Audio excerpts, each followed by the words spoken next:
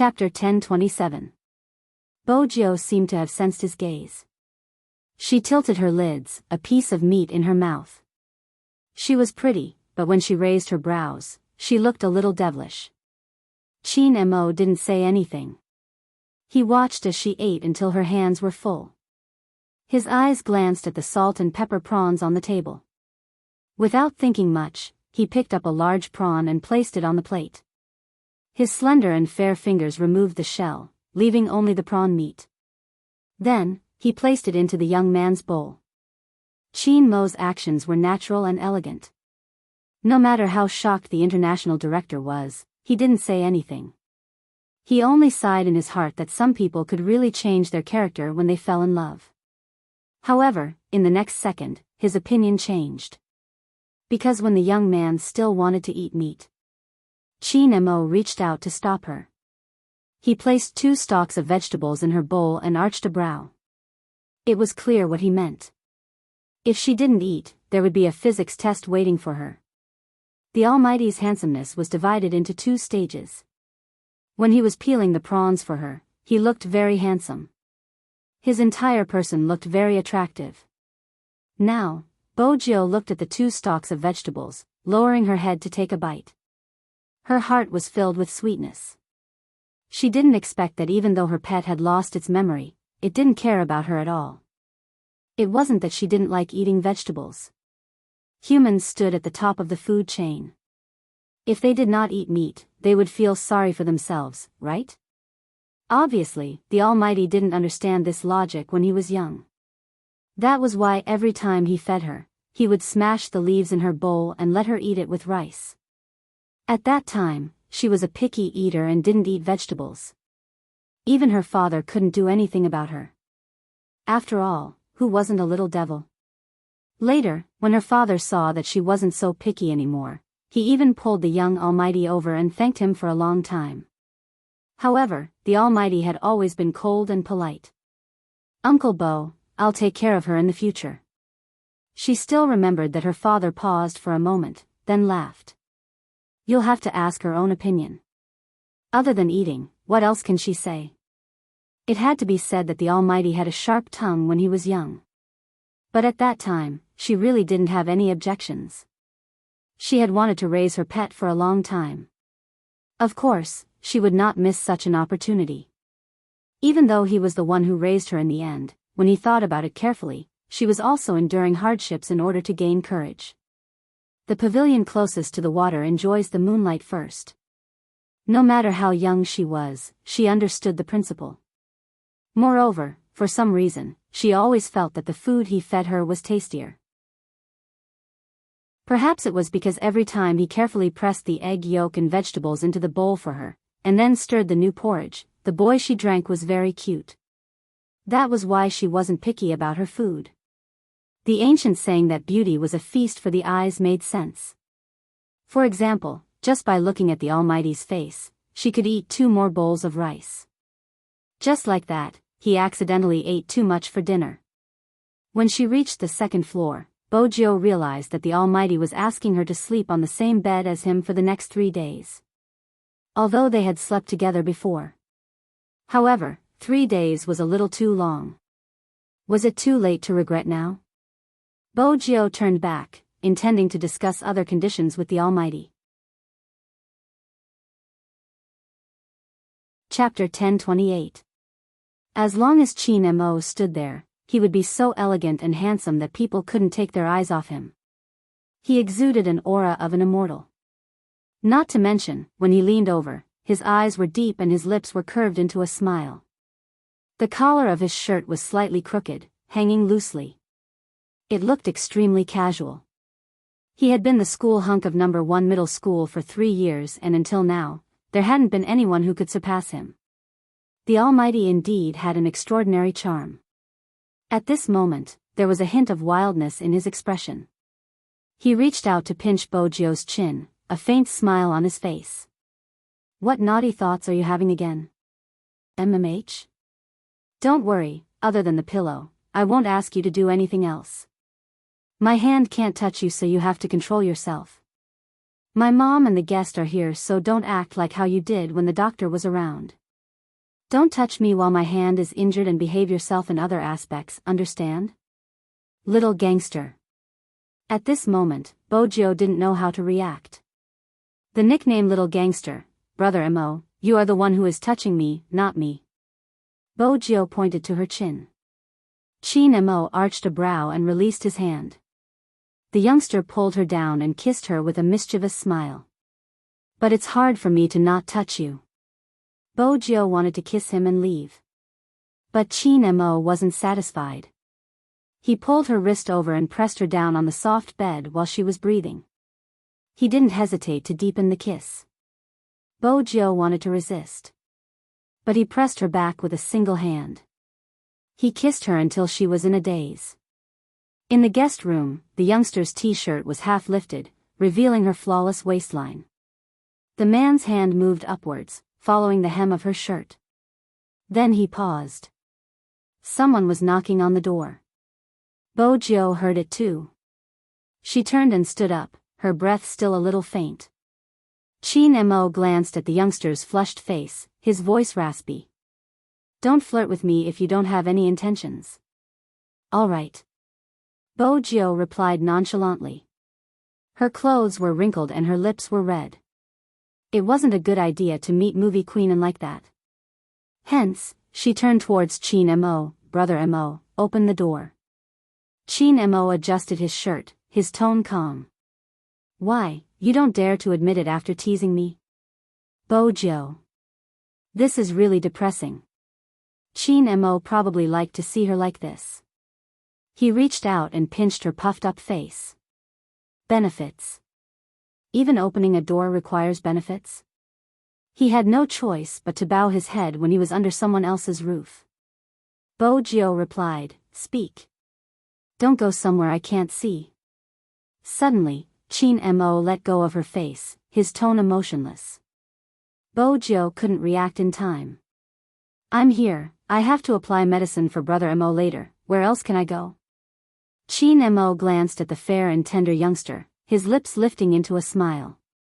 That's true, let's change it. You'll be the one reading the bedtime story tonight. That's it? Bojo didn't believe it was that simple since the Almighty wasn't simple with her. Chin Mo asked leisurely, why? You want to provide a special service. That gaze. Bojo was helpless. I'll go pick a book. I'll pick one, you can go to the bathroom. Chin Mo stuffed a hand into his pocket, preparing to take a step. Bojo tugged onto his sleeve. Let's go to the bathroom. Wash up and hide for a while. Chin Mo glanced over, his tone indiscernible. Didn't you want others to know about our relationship? Anyone can tell from your expression. Bojo paused. She wasn't sure if the Almighty was angry. She hugged the pajamas that he threw at her and walked into the bathroom. She could vaguely hear the sound of the Almighty opening the door and movie queen and smile. Where's Joe? Bathing, Chin Mo replied naturally. Movie queen asked, do you need to arrange a room for Joe? She'll sleep in another room, it's inconvenient for me to sleep at night due to the pain in my hand. Chin Mo's voice sounds like it's true. Movie queen thought about it and didn't say anything else. She watched her son's face with a playful expression. It's rare for you to agree to Joe's acting. She had assumed her son would be a problem. Chin Mo chuckled, not saying anything. He wasn't agreeing to her acting, he just wanted to see what she was up to for her to go through so much trouble. All right, I won't disturb your rest, I still have to attend a ball with the director. Movie queen was elated since she was finally going to film with Joe. She reminded her son of certain things before boarding the commercial car. When Bojo came out of the shower, movie queen was already gone. This meant that other than Madame Zhang, she and Chin Mo were the only ones left. The youngster's skin was pale, probably because of the mosquito bites during dinner. After the shower, she couldn't help but reach out to scratch it.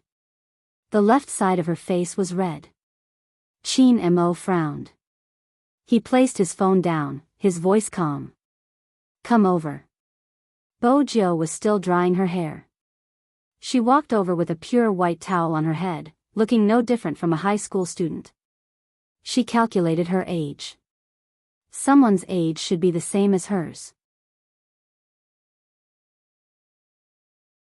Chapter 1029. Her superb camouflage technique was not in vain. However, in this world, he should be the only one who knew. Z, at some point, was like a child. The corners of Qin Mo's lips curled up into a faint smile. Bojo didn't understand. She walked over and stood beside the bed, watching the Almighty. Qin Mo reached out and pulled her over. His fingertips slid across her blushing face. What's going on? I was bitten by a mosquito. Bojo wanted to scratch him again. Qin Mo blocked the youngster's actions and took out a small bottle of medicine from the drawer beside him. Bojo had never seen the medicine before, but it smelled nice. It didn't seem like Western medicine but Chinese medicine. Qin Mo dipped a little and was about to use it on her face. Bojo glanced at the Almighty's overly long lashes and felt a chill on her face. Then, she felt a comforting pinch and the area where she had been bitten wasn't as itchy anymore. Bojo yawned, wanting to hug him to sleep. This kind of opportunity was hard to come by. After all, the Almighty was only using one hand. Qin Mo pushed the youngster away, his tone calm. What are you doing, little gangster? Brother Mo, didn't you ask me to sleep with you? I wanted to be your pillow. Bojo's words were always laced with mischief. Her face was indeed ravishing, her silver hair messy and slightly damp. When she lifted her lips into a smile, her handsomeness made one's heart race. It might work on the girl, but it might not work on Qin Mo. Qin Mo reached out to cover the bottle and glanced at Bojo. Did you forget something? Didn't you just apply the medicine? Bojo glanced down, her gaze landing on the white bandaged wrist. Does it hurt? Qin Mo flicked her forehead. It doesn't hurt. You're in charge of reading a bedtime story today. Have you forgotten? She really didn't take it to heart. She knew that her pet liked to read before going to bed, but he used to read to her. She had never read to him. Oh, yes, once. When the Almighty asked her to read the novels in the Fu family's villa, it was a dark history for her and she didn't want to recall it. But it should be different this time. Since it was the Almighty who picked the book, the style should be online. Which one? Bojo started to lift the blanket seriously. Qin Mo arched a brow at the youngster's actions. Before he could reply, Bojo opened her mouth. Studying doesn't affect me as a pillow. I can hug you while reading. When Qin Mo heard that, he felt a little playful, even though the little gangster didn't call out again. Bojo understood the Almighty's intentions, but that didn't stop her from taking advantage of him.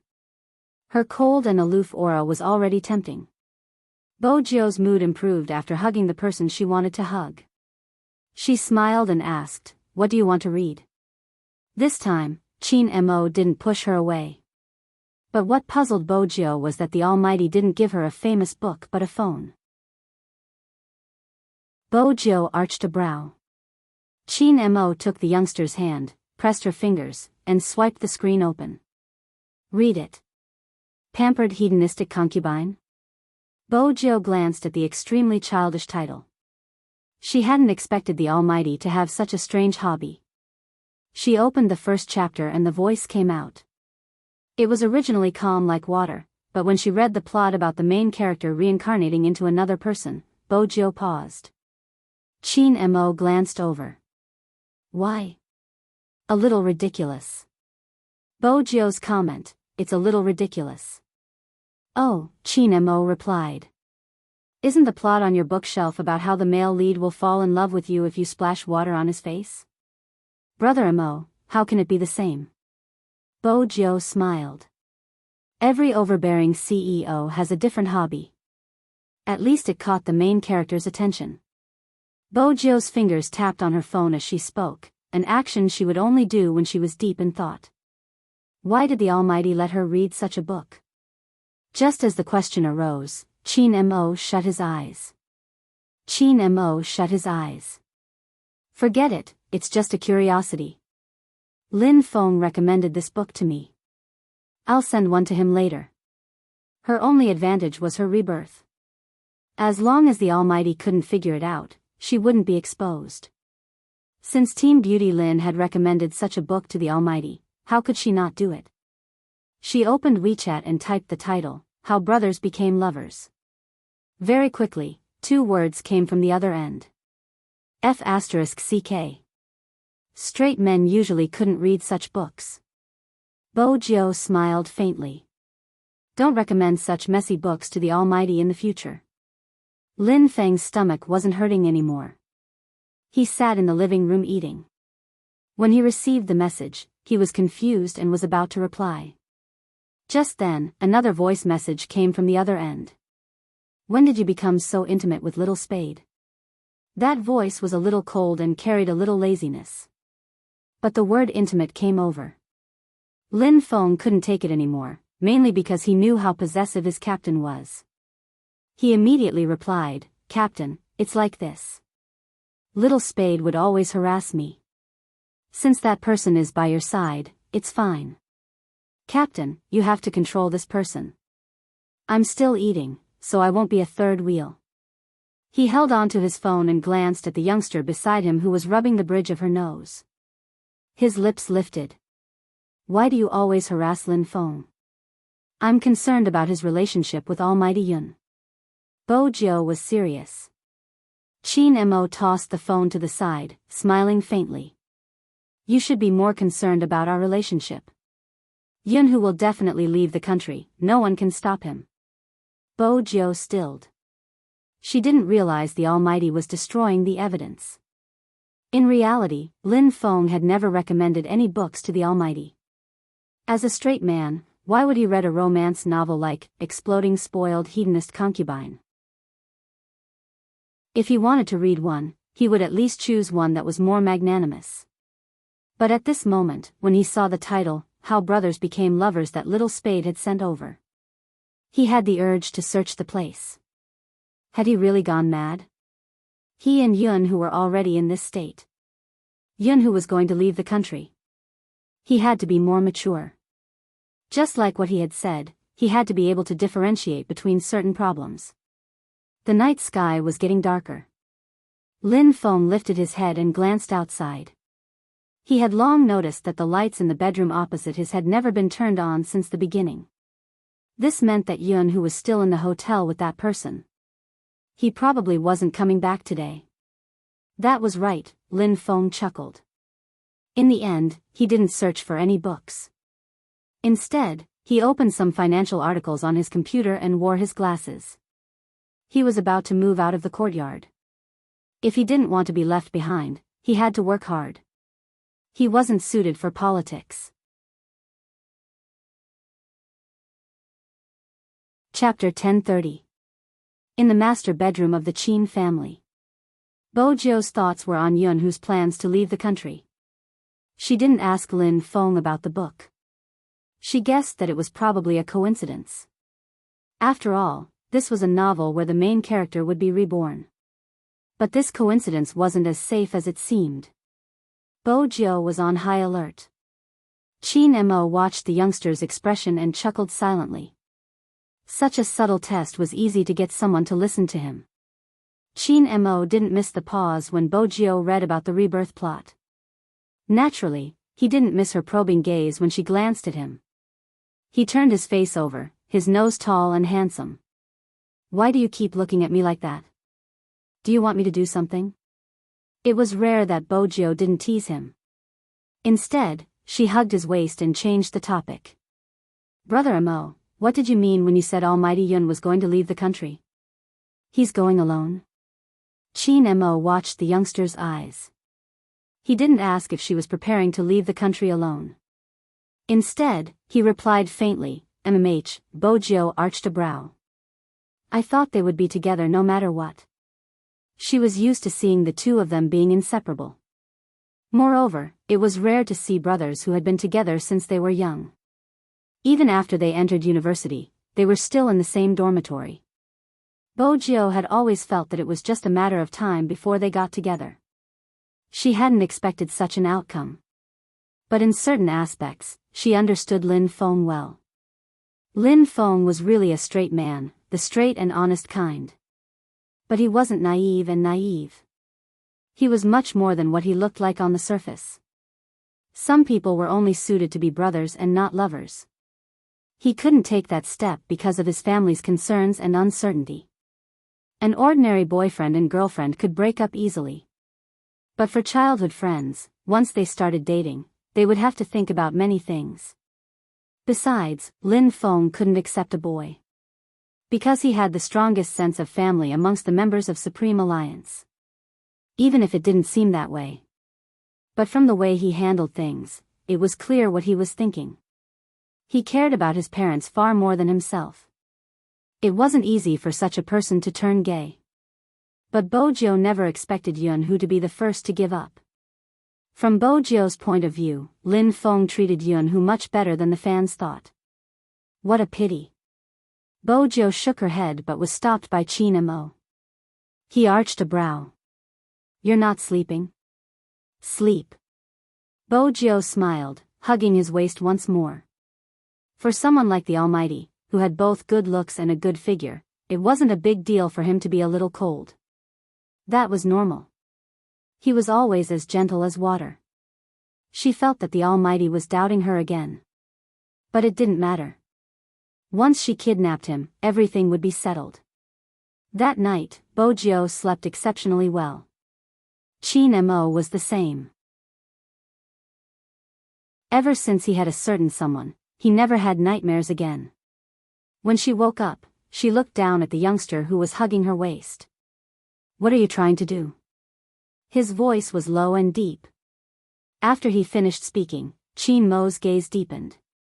Back then, when they fought, someone had been helping her the whole time. If it wasn't someone else, he would have known what Z looked like earlier. This time, it was the same at the commercial plaza. The man who appeared on the battle axe, if that was the case, everything made sense. Young Master Fu didn't know Hoshino. Because Z was the one who knew Hoshino. Qin Mo glanced at the youngster in his arms, suppressing the anger that was surging out. At this moment, his phone lit up. It was a famous psychologist in the military. I heard from Madam that you're in a relationship. Qin Mo took the phone over and pressed a message. What do you want to say? Just say it. I just want to understand your current psychological state. Qin Mo, you're the expert in this field. If you don't want to, even I can't treat you. But I'm really curious, why are you interested in a relationship? The psychologist wore a white coat, glancing at the facilities in the military. I can't imagine. Qin Mo's gaze was calm, just like what Bojiu had said, filled with a celestial aura. I'm currently in a good state, there aren't any signs of violence. If you want to ask about this, you can wash up and sleep. I told you I wouldn't accept such missions, you can see through everything I say. The psychologist threw his pen on the table. Boss, when are you planning to return to the military? I don't have any plans at the moment. These 5 words were extremely cold. The psychiatrist was very upset. He had asked Magician to leave, but he was the only one who stayed. But, he raised his eyes and looked at the man standing in front of him. General Qin, you've heard it too. Your son, my boss. Your son is my boss, and if he isn't willing, no one will be able to understand his heart. The man was dressed in a military uniform, his hands wrapped in white gloves. He already had a big son, but because of his face, it didn't seem that big at all. Instead, he smiled lightly, exuding the aura of a superior. Since that's the case, start your weight-bearing training. Even if you can't understand my son's heart, you can still help to enlighten the new recruits. In terms of training, I have high hopes for you. Psychologist. Why did he feel that his message to boss was a trap? Deputy Zhang followed behind General Qin and asked probingly, General, are you worried that young master is still affected by the previous incident? The man paused for a moment. How much do you know about the incident in Jiang City? A case similar to that year has appeared again. When Deputy Zhang spoke, there was an unknown fear in his eyes. After all, that mission had left a deep impression on him. However, I heard that Z really came out and things are going well. The man pinched his brows. Jiang City is fine, but there are problems within the major crime division. I'm not sure about the other cities, especially the cities near the borders. The military hasn't found a suitable candidate for this mission. General, you want young master to return. Deputy Zhang's eyes lit up. The man tilted his head, the traces of time on his body condensed on his shoulders. When he came back from the mission, many people suspected that he was hypnotized by the organization at that time. That's why he wasn't suitable for missions outside the borders. Moreover, he wasn't in the right state back then. He had never seen his son in such a state. He looked at his hands in a daze, his expression devoid of any other emotions. No matter who called him, he didn't respond. It was indeed as though he had been hypnotized. As a father, as well as the highest commander, General Qin's heart was tormented. But even so, everything was based on the country. This was the basic standard of a soldier.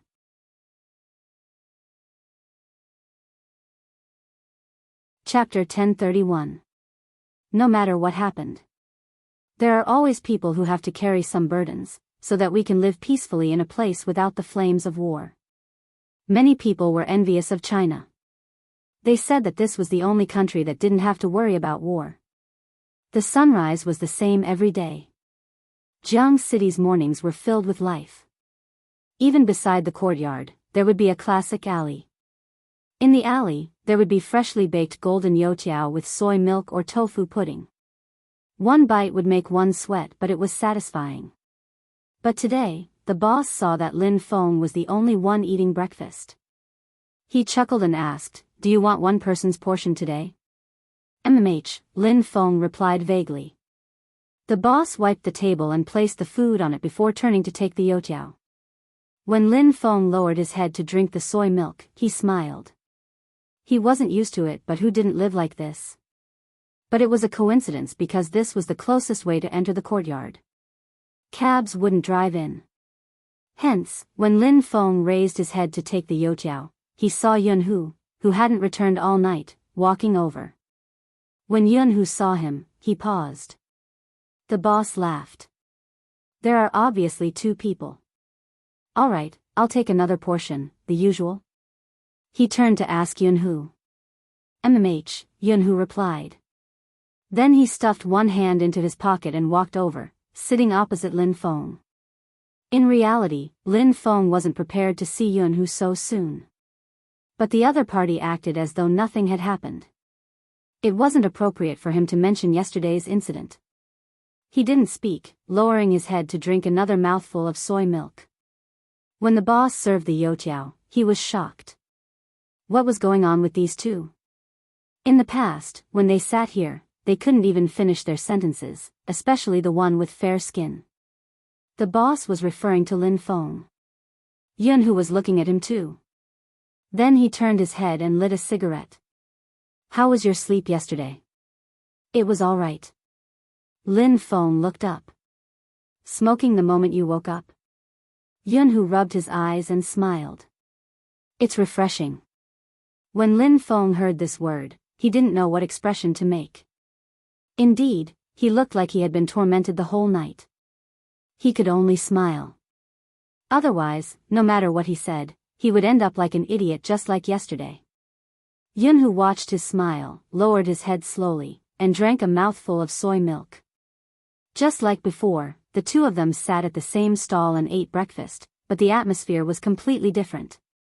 Perhaps Lin Feng also realized that he couldn't let the atmosphere get too awkward. He bit his fried dough stick and asked, I heard from Auntie that you've already booked your plane ticket?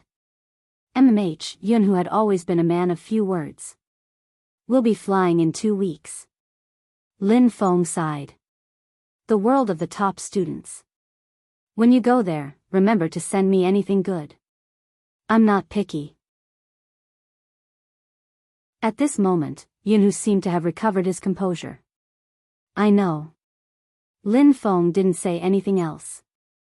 He swallowed the fried dough stick with the last mouthful of soy milk. After he was done, he stuffed his hands into his pockets and waited for Yunhu. The two of them entered the courtyard together. When it was time to enter the house, Yunhu paused. You really aren't leaving the country? No. Lin Feng smiled. Why? Yunhu, nothing. Lin Feng, that person last night. When he saw Yunhu's gaze sweeping over, Lin Feng explained, I mean, it's not bad, I can go overseas with you. They are more lenient in this aspect, but you have to be careful, don't let your family scare auntie and uncle. Yunhu didn't know why he laughed, but there wasn't a hint of a smile in his eyes. Firstly, your evaluation of others is not bad, they are quite obedient. That's good. Lin Feng's stomach no longer hurt. He reached out and patted his shoulder. I wish you happiness. I'll go in first, I'm still sleepy. Yunhu replied again. All right. But he stood in the same spot without leaving. Lin Feng took 2 steps and turned back. Is there anything else? You should find a girlfriend, right? Yunhu's voice was faint. Lin Feng frowned. I don't have such plans. Find one soon. Yunhu chuckled lightly. Hey, Lin Feng replied. Don't drag me into the pit when you're no longer single. I enjoy my current state, let's talk about it later. Yunhu still didn't move. This time, Lin Feng didn't turn back because Mother Lin had woken up. My mom is calling me, she must be asking me to play music for her. Lin Feng lifted his head and glanced at the Lin family, smiling at Yunhu. I'm going in. He really walked in. He probably didn't want to see the person who hadn't slept the entire night. Were all youngsters so demanding? Lin Feng laughed, his hair covering his face, the corners of his lips sinking. Hey, is Hu Zi outside? Mother Lin asked. Lin Feng reached out to stop her. He went back to catch up on his sleep. Empress Dowager, I think you should have breakfast first. Sure, play a song. Mother Lin was a straightforward person. Lin Feng took her phone and started searching. Mother Lin glanced at her son, then at Yunhu who stood outside for a while before turning to leave. Little Feng, are you bullying Hu? What are you thinking? Lin Feng turned on the music. Mother Lin felt that something was wrong. Hu usually comes in with you, but today, he didn't even enter the door. Besides, the two of you didn't come back together last night. If you didn't bully him, what did you do? Empress Dowager, I'm innocent. Lin Feng wanted to dismiss his mother with a sentence. But Mother Lin was a perceptive person. Tell me, what exactly happened? Lin Feng obviously wouldn't tell her the truth, but he couldn't go upstairs like that. He beautified the incident yesterday. I'll tell you, keep it a secret. Speak. Mother Lin's face was stern. Lin Feng smiled. Nothing much, Hu has a girlfriend and asked me to cover for him. Yesterday, he went karaoke with her and just came back. He's very tired and wants to go back to sleep. Empress Dowager, you're thinking too much. Girlfriend? Mother Lin was shocked. Who has a girlfriend? Lin Feng replied. Mother Lin was still in disbelief. Who has a girlfriend? Why does it feel so surreal? So many people in the courtyard have tried but he didn't agree. It's free love now, it's as awkward as you said. Lin Feng was speaking the truth. Mother Lin shook her head. Who has always been more scheming than you? He's going overseas, how can he have a girlfriend? His girlfriend is going overseas too, she's going to the same school as him, Lin Feng replied. Oh. Mother Lin replied. That's good. Lin Feng smiled as he went upstairs. There was no more chatter, only music. Someone was singing. I know you left too early, but I still wish you a long life together. All good things must come to an end. This sentence wasn't just suitable for Yunhu, it seemed to apply to Supreme Alliance as well. The Asian esports competition was half a month later. But due to some practical considerations, The final name list hadn't been decided. Regardless of whether it was Supreme Alliance or Xiangnan, it didn't seem right to send either team. According to the rules, it was always the national champion. But as the esports competition became more intense, China started to pay more attention to it. They couldn't lose too badly in the Asian esports competition. Hence, the committee was still considering. The fans were worried sick for the votes, all for the team in their hearts. But they didn't know. Supreme Alliance seemed to be fulfilling the wish of the past. To win back the glory of the past, to not let down the people who had supported and liked them. Now, the dust had settled. They would probably do their own things. Feng Yi was the one who understood the current situation of the team the most. When the media came for an interview, he basically rejected all that he could. But there was still a video on the internet. It was a video from many years ago, when Qin Mo had just entered the esports industry and won the Best Newcomer King. Some people said that Almighty Qin was so tender, handsome and noble that it gave off a murderous aura. Can you tell us how you fell in love with gaming? This was the host's question. Qin Mo glanced at the camera. When I was young, there was a guy who loved to play games. Which means you came to play games because of that person? The host seemed to have caught the scent of gossip. Qin Mo's voice was calm but firm. Yes. For a moment, the host didn't know how to continue. She thought he would deny it, but he admitted it so readily. Hence, she was stunned. The video had awakened the memories of many old fans of Qin Mo. At that time, they had been wondering who the guy that their Almighty was talking about was. But from what their Almighty had said, they should be childhood friends. But for a childhood friend to become an esports player, this relationship was too unusual. Hence, they had searched within the industry and finally found Xiao Jing. That was how the Qin and Xiao couple came to be. But now that they thought about it, they always doubted the existence of that person. Almighty Qin's love life could be said to be lacking until Spade Z's appearance. They were even more suspicious that Almighty Qin had made up an excuse to avoid trouble. But the new fans didn't seem to know the reason, which was why the video became popular again. Someone even tagged Bojo. Big Spade, you have to watch Almighty Qin, he might climb the wall. Climbing the wall means breaking Almighty Qin's legs. It's impossible in this lifetime. So Big Spade, my condolences. But if you look again, the Almighty at that time was really young and arrogant. He's still arrogant now. When Big Spade is around, he's still very gentle. She was tagged on the official Weibo.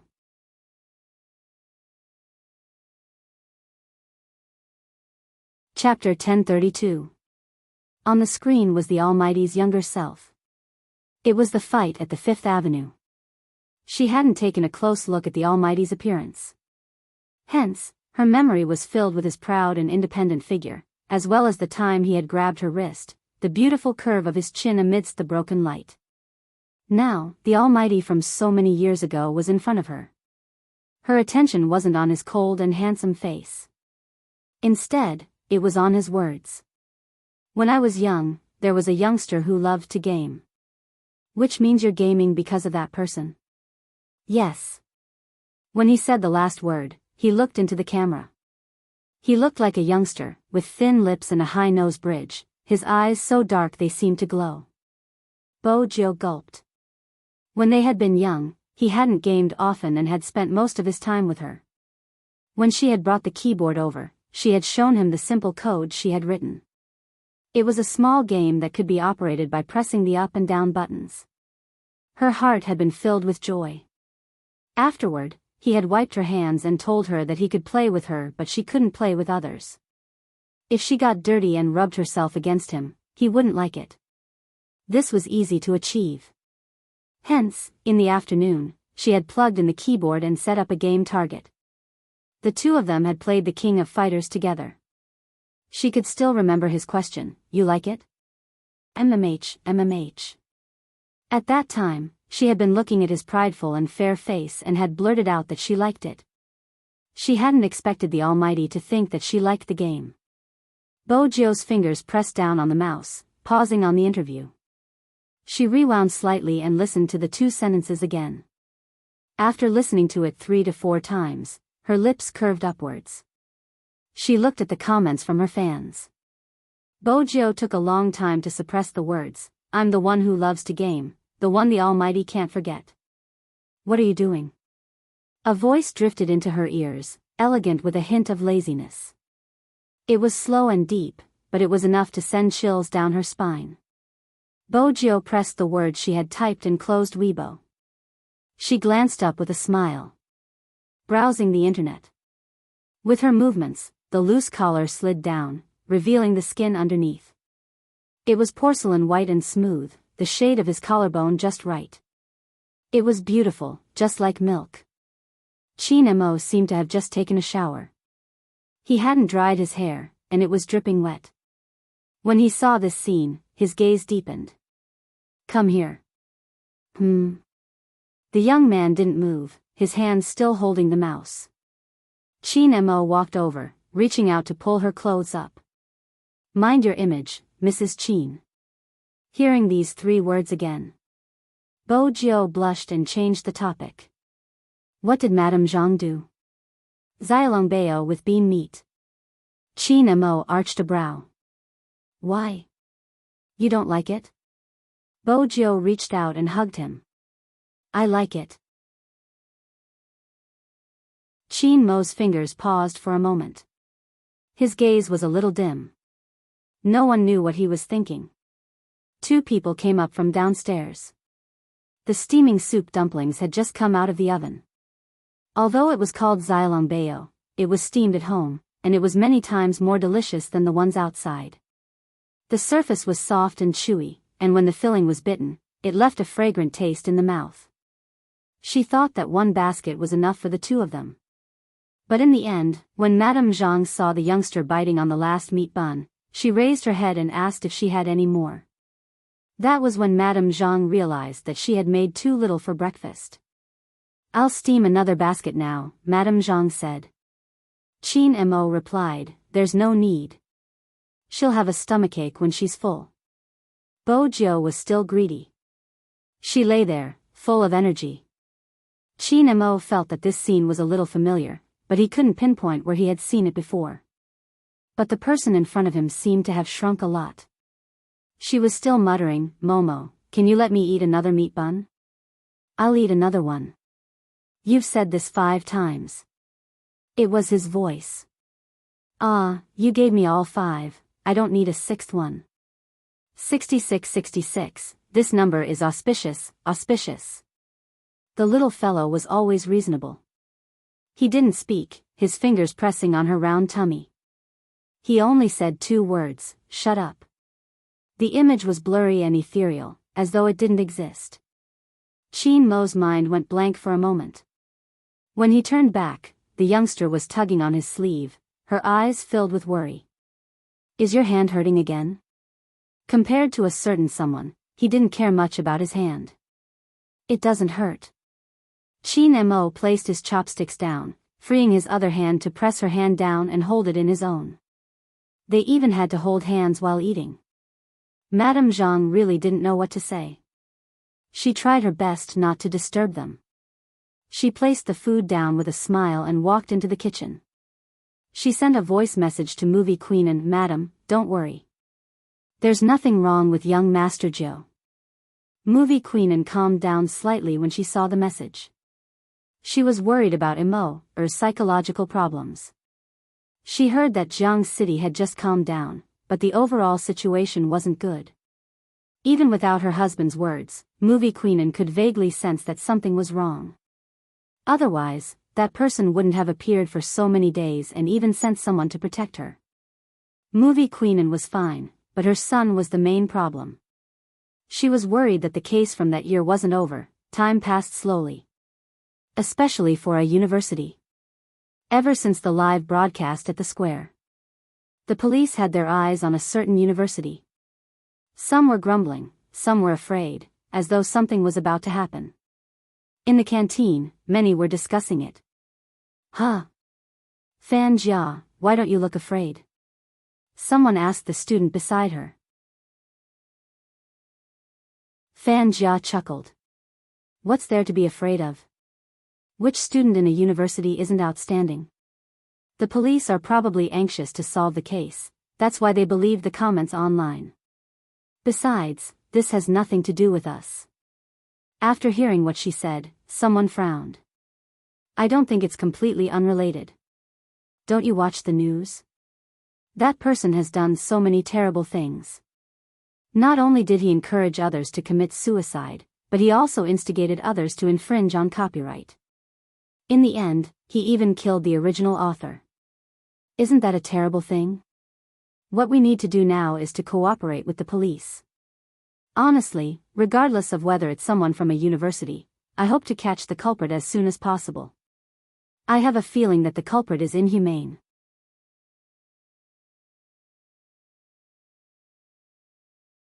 Chapter 1033. There are so many murderers in the world, why aren't you so righteous? What's wrong with you today? Fan Jia chuckled lightly. I only said one sentence, why did you say so much? The girl glanced at her. There are many murderers, but no matter how many there are, it's still wrong. Besides, this isn't about righteousness, it's the foundation of being human. Heh. Fan Jia chuckled.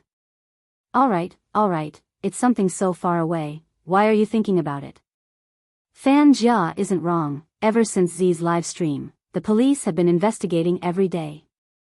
It's so annoying and the others are brainless, messing up the school. Do you think Z has a grudge with the murderer? He didn't kill him, why is he so meddlesome? Everything was fine at first. Everything was fine. The girl stopped eating, her brows furrowing. She couldn't understand what was wrong with her two classmates. Wasn't it right to arrest the murderer? If it hadn't been for the live stream, the murdered author wouldn't have been able to seek redress. If it hadn't been for the protection of the police, the murderer hiding in their school would have acted long ago. They wouldn't have known who the next victim would be. If it hadn't been for everyone's combined strength, some truths and grievances would have been buried in the darkness forever, never to see the light of day. Why did all good deeds have a different flavor when spoken by two people? The girl felt a chill in her heart. It was an indescribable chill. She even questioned herself why people were like this. For example, the girl who had advised her just now. She had been bright and innocent when she entered school. Even though she liked to go with the flow, she hadn't said anything like that.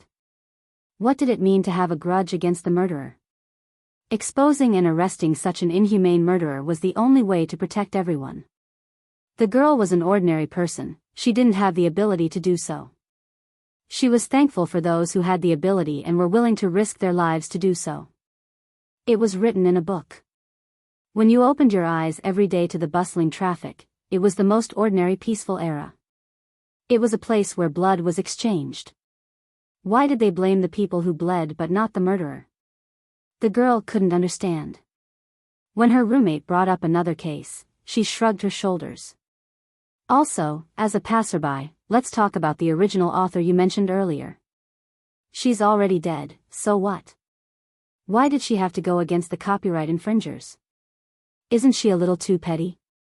Besides, didn't you notice that after this incident, the sales of her books increased? I'm not saying that she's trying to create hype, but that's the truth. Not only is it morally impermissible, it's also the same from a legal perspective. That's the root of the matter. Also, you didn't say that the original work was hyping things up, but that's what you meant. Since it's so offensive, don't pretend to judge others. I don't think we're suited to be friends anymore. Your arguments are too scary, so you better watch out. It was indeed terrifying. The girl couldn't tell what was wrong. She knew that he used to be a person without any ideas. But after sleeping with Fan Jia, he seemed to have changed. It was as though he had been influenced by Fan Jia to the point where his entire being was distorted. She wasn't sure if this was normal, but she instinctively wanted to distance herself. Fan Jia watched the girl's back view, breaking into a smile. She comforted the angry classmate beside her. Why are you arguing with her? Let her speak if she wants to. She doesn't have any aura at all, she's completely different from you. The classmate broke into a smile. Indeed, it's boring. Oh right, Fan Jia, many people joined the chat group you asked me to create previously. I named it Spade Z and it attracted a lot of fans, but some people suspected that I wasn't a fan of Spade Z. Thankfully, the friends in the group helped me and now, everyone has the same opinion. You're too smart, just a few words and they changed their minds. That's how it should be.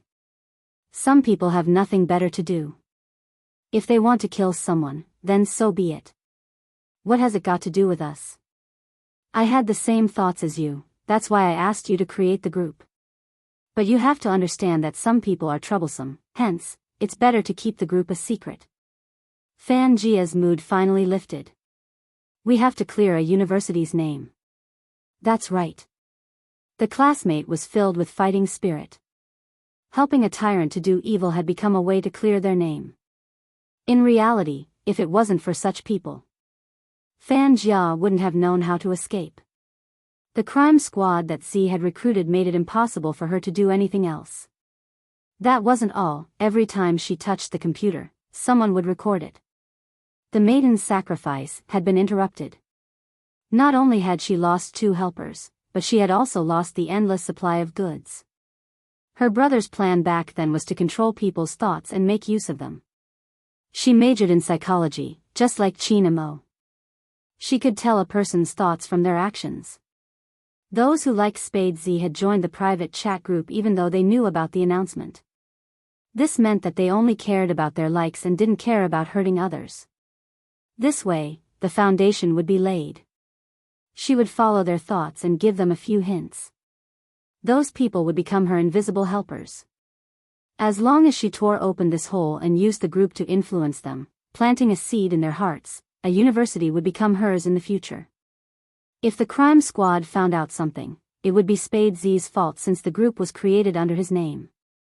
After Fan Jia was done, the organization urged her twice but she didn't return. Instead, she gave them a call. Let's wait for a few more days. What are you waiting for? If you don't leave now, you might be found.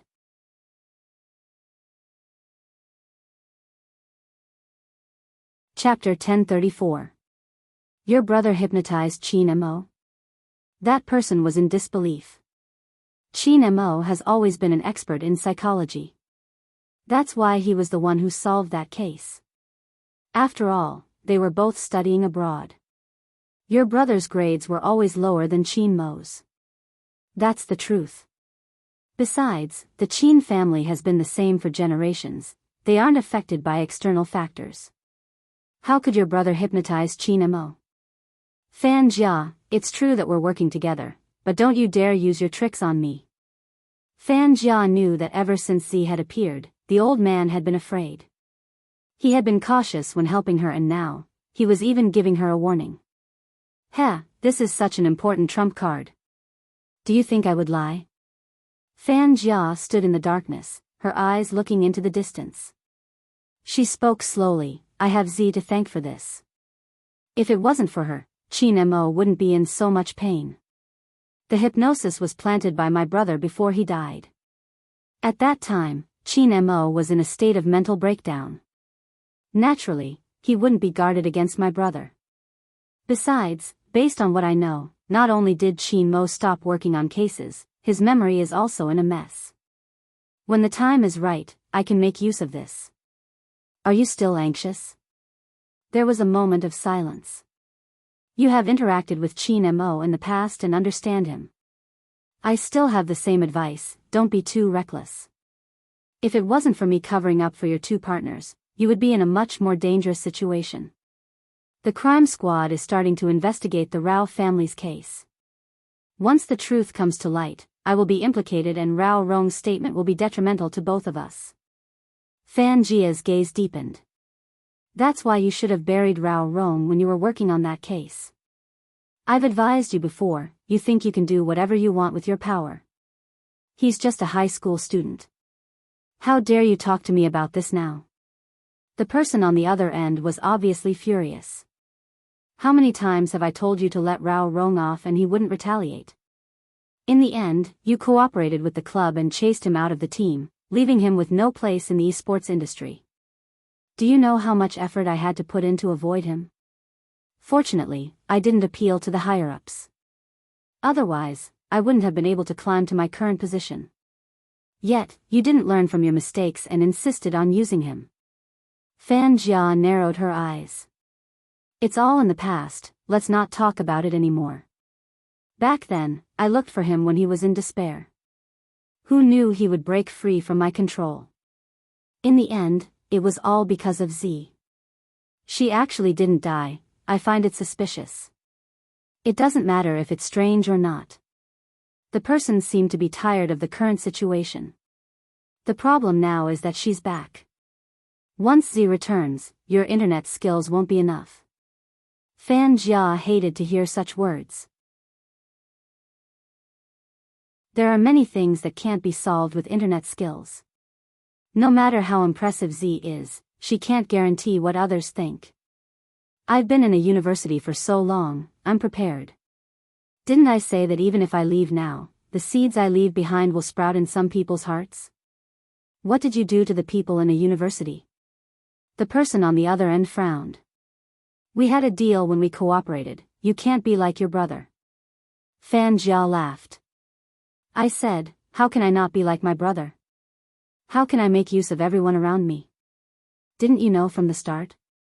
It's too late to act surprised now. It wasn't just a university, there were many 14-year-olds. I have to thank them, otherwise, my plan wouldn't have gone so smoothly.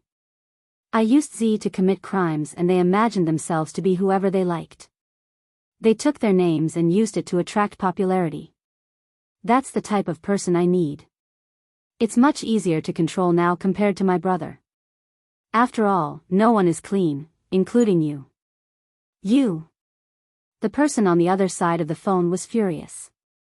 For a moment, he regretted working with the other party, but he had already come this far. He could only move forward and not retreat. Forget it, as long as you are confident. Fan Jia's gaze dimmed. Of course I'm confident. Rao Rong wasn't around anymore, she could create another Rao Rong. It was time for the youngster who liked to stick to Qin Mo to suffer, 10 p.m., at the Qin family's house. In order to show her sincerity, Bojiu fished out her wallet and placed it on Qin Mo's hand. The Almighty sat on the sofa with one hand wrapped in bandages. There was a book on Sun Tzu's Art of War and a pot of tea on the table. Bojiu always said that the Almighty had an immortal aura around him and it wasn't without reason. The moment he sat there, he looked like a noble young master. When he saw the wallet the youngster placed on his hand, Qin Mo arched a brow, his gaze calm. What's the meaning of this? Are you flaunting your wealth? Bojiu laughed, stuffing a hand into her pocket. She lowered her body, a mischievous smile on her face. Brother Mo's sugar daddy. Qin Mo paused. Bojiu smiled brightly, waiting to see his reaction. It was a pity that Qin Mo was still scheming. You're giving me too little, a few hundred isn't even worth a meal. Do you know how much it costs outside? Bojiu arched a brow. There's a market for that? What else? Qin Mo's long fingers tapped the wallet. Bojiu knelt down, a smile on her face. Brother Mo, how much is it? 1 million for a meal, Qin Mo replied calmly. Bojiu muttered, that's too expensive. It was better to just kidnap him. Tell me, what do you want with your wallet? Qin Mo fiddled with the wallet, something flashing past his eyes. Bojiu stood up, dressed in a pure white shirt and long pants. With her silver hair, she looked like a prince that had fallen to the mortal world. I want to settle some matters at home before I head overseas, in case someone bullies Madam He when I'm not around. I'll leave my identity card with Brother Mo to prove that I'm a legitimate pretty boy. Qin Mo reached out to pour himself a cup of tea, his face handsome as he spoke nonchalantly. From what you're saying, you aren't coming back after going overseas? Bojiu paused, her lips lifting. If I'm filming a movie, I won't be staying there for long. With my mother around, I can't travel far. Since I have my own matters to attend to, I can only let those who can harm my mother rest before I leave. Just rest? Chin Mo glanced up, his deep gaze meeting the youngster's face.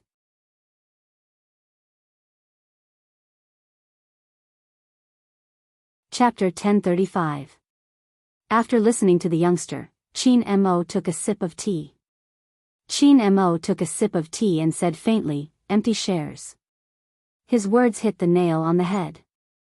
Bojo enjoyed chatting with the Almighty because there wasn't a need to explain things clearly. It was relaxing. Unexpectedly, the Almighty's next sentence was a twist. "Is that all you're capable of?" Her cold tone carried the unique arrogance of a person in a superior position. The aura of a CEO was evident. Bojo recalled what the Almighty used to say in the business world. It could be summed up in one sentence: Brother Mo, society, you're beautiful and rich. She should be able to learn from him. Brother Mo, if you have any good ideas, I can buy them. The youngster pointed to her wallet with a bright smile. Chin Mo lifted his finger. You want me to give you ideas for such a small amount of money? I know you're expensive, Bojo replied seriously. Can I give you a friendship price? Chin Mo hooked his finger at the youngster. He had an ancient aura and was full of asceticism. Bojo followed his movements and leaned forward. His deep voice rang in her ears. As your husband, I can teach you a few moves. As for the friendship price, I don't have it here. Do you want it? I'm already leaning in and you're asking me if I want it?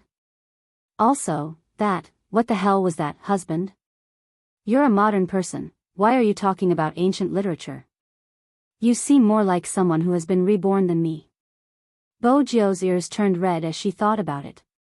Compared to controlling their shares, sending them home to retire would make them feel worse. Chin Mo finally returned to the tone of a modern person. He looked at the youngster's face, which was so clean that even his hair could be seen, and kissed it. Bojo was still seriously learning from him. She hadn't expected the side of her face to be touched. By the time she realized what it was already too late. The reflection on the glass window caught the youngster's slender figure stiffening. Even her eyes moved. Her lashes were long and she looked slightly dazed. Bojo stuffed a hand into her pocket, her other hand pressed against the seat. She had originally been prepared to tease him, but now, it was a completely different situation. Brother Mo, just speak, don't touch me, you're making a mistake. Chin Mo watched the youngster's serious expression and smiled. What mistake do you want to make? This was considered seduction, right? The Almighty was simply a demon. Bojo endured for a long time, not wavering in front of his beauty. She couldn't tell anyone that she wanted to kidnap the Almighty. Questions that were difficult to answer were all replaced with silence as golden. Chin Mo raised his hand to glance at the time. The Chin Group's legal consultant has already gone to your company. He has some documents that I prepared for you. You can take a look at them when you are free. But one thing, come back immediately after the meeting. Otherwise, I will have to handcuff you. Bojo paused. Then she lifted her lips. My baby is still here, how can I not come back? Chin Mo, treasure? Bae? Chin Mo frowned and wanted to pull the youngster over to teach him a lesson. Auntie Zhang came over with freshly baked red bean pastries. Under normal circumstances, Earl Black tea with red bean pastries was considered real tea. This was how the Chin family drank tea. Who would have thought that the moment he arrived, he would hear young Master Jiu calling young Master Bao? Bao? Why did she feel that the world was spinning so unreal? Young Master was indeed the one at the bottom.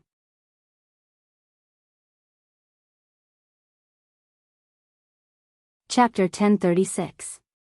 Both Chin Mo and Bojo understood the meaning written on Madame Zhang's face. It wasn't because Bojo was well versed in micro-expressions, but Madame Zhang's expression was obvious and she couldn't help but feel happy about the misunderstanding. Bojo smiled faintly as she straightened her back. Her silver hair fell down and the pure black earrings on her ears gave off a clean and handsome aura. When he walked towards Auntie Zhang, he also had a magnanimous and aggressive look. On the other hand, Qin Mo had been frowning. Madame Zhang shook her head. She looked as though she had understood. She placed the red bean snacks down and glanced at her young master. At this moment, Qin Mo broke into a smile. He glanced at the youngster who had just finished his naughty deed, his tone calm. If you aren't back in 2 hours, I will head to the Fu family's house personally. Brother Mo, with your current status, it isn't suitable for you to mingle with a small organization like the Fu family, really. In order to prevent herself from being carried back, Bo Jiu had to stop him. Qin Mo replied, "Oh?" He raised his voice. "I don't really care." Bo Jiu. There was no way to continue the conversation. In the end, when the youngster left, Qin Mo stood up. When he sent her out, his gaze was so deep that Bo Jiu felt that something wasn't right. Just as she was deep in thought, her phone rang. Bo Jiu glanced at the chauffeur. She didn't pick up the call. After hanging up, she sent a message. "There's a change in plans." The 4 words made Hoshino, who was lying on the balcony, sit up. The sun shone on his back, and even his white shirt seemed to be emitting a gentle glow. His slender fingers pressed on it. "How did it change?" "I will be going overseas with Qin Mo tomorrow to act in a movie. I can use this opportunity to escape." Bo Jiu's gaze wasn't fixed on her phone when she typed. Her arms hung down naturally. Even if the chauffeur was sitting in front, he wouldn't notice her message. Hoshino caressed his black hair, his smile warm. It's convenient overseas." "There's a little inconvenient." Bo Jiu took a moment before sending the message. Hoshino walked towards the computer. "What is it?" "I want to kidnap Qin Mo." Since they had started, the next step was straightforward. When Hoshino saw the line of words on his phone, his hand that was about to touch the teacup suddenly stopped. Even his expression was a little different than usual. It was rare to see the vice-captain like this. The youth stood there dumbfounded. What was going on? Could it be that the vice-captain wasn't satisfied with his performance just now? He did die once, but that was a 1v5. The baby-faced youth was still trembling. Although the vice-captain had a good temper, the better the temper, the more chills they would feel when they were disciplining you. What he imagined didn't happen.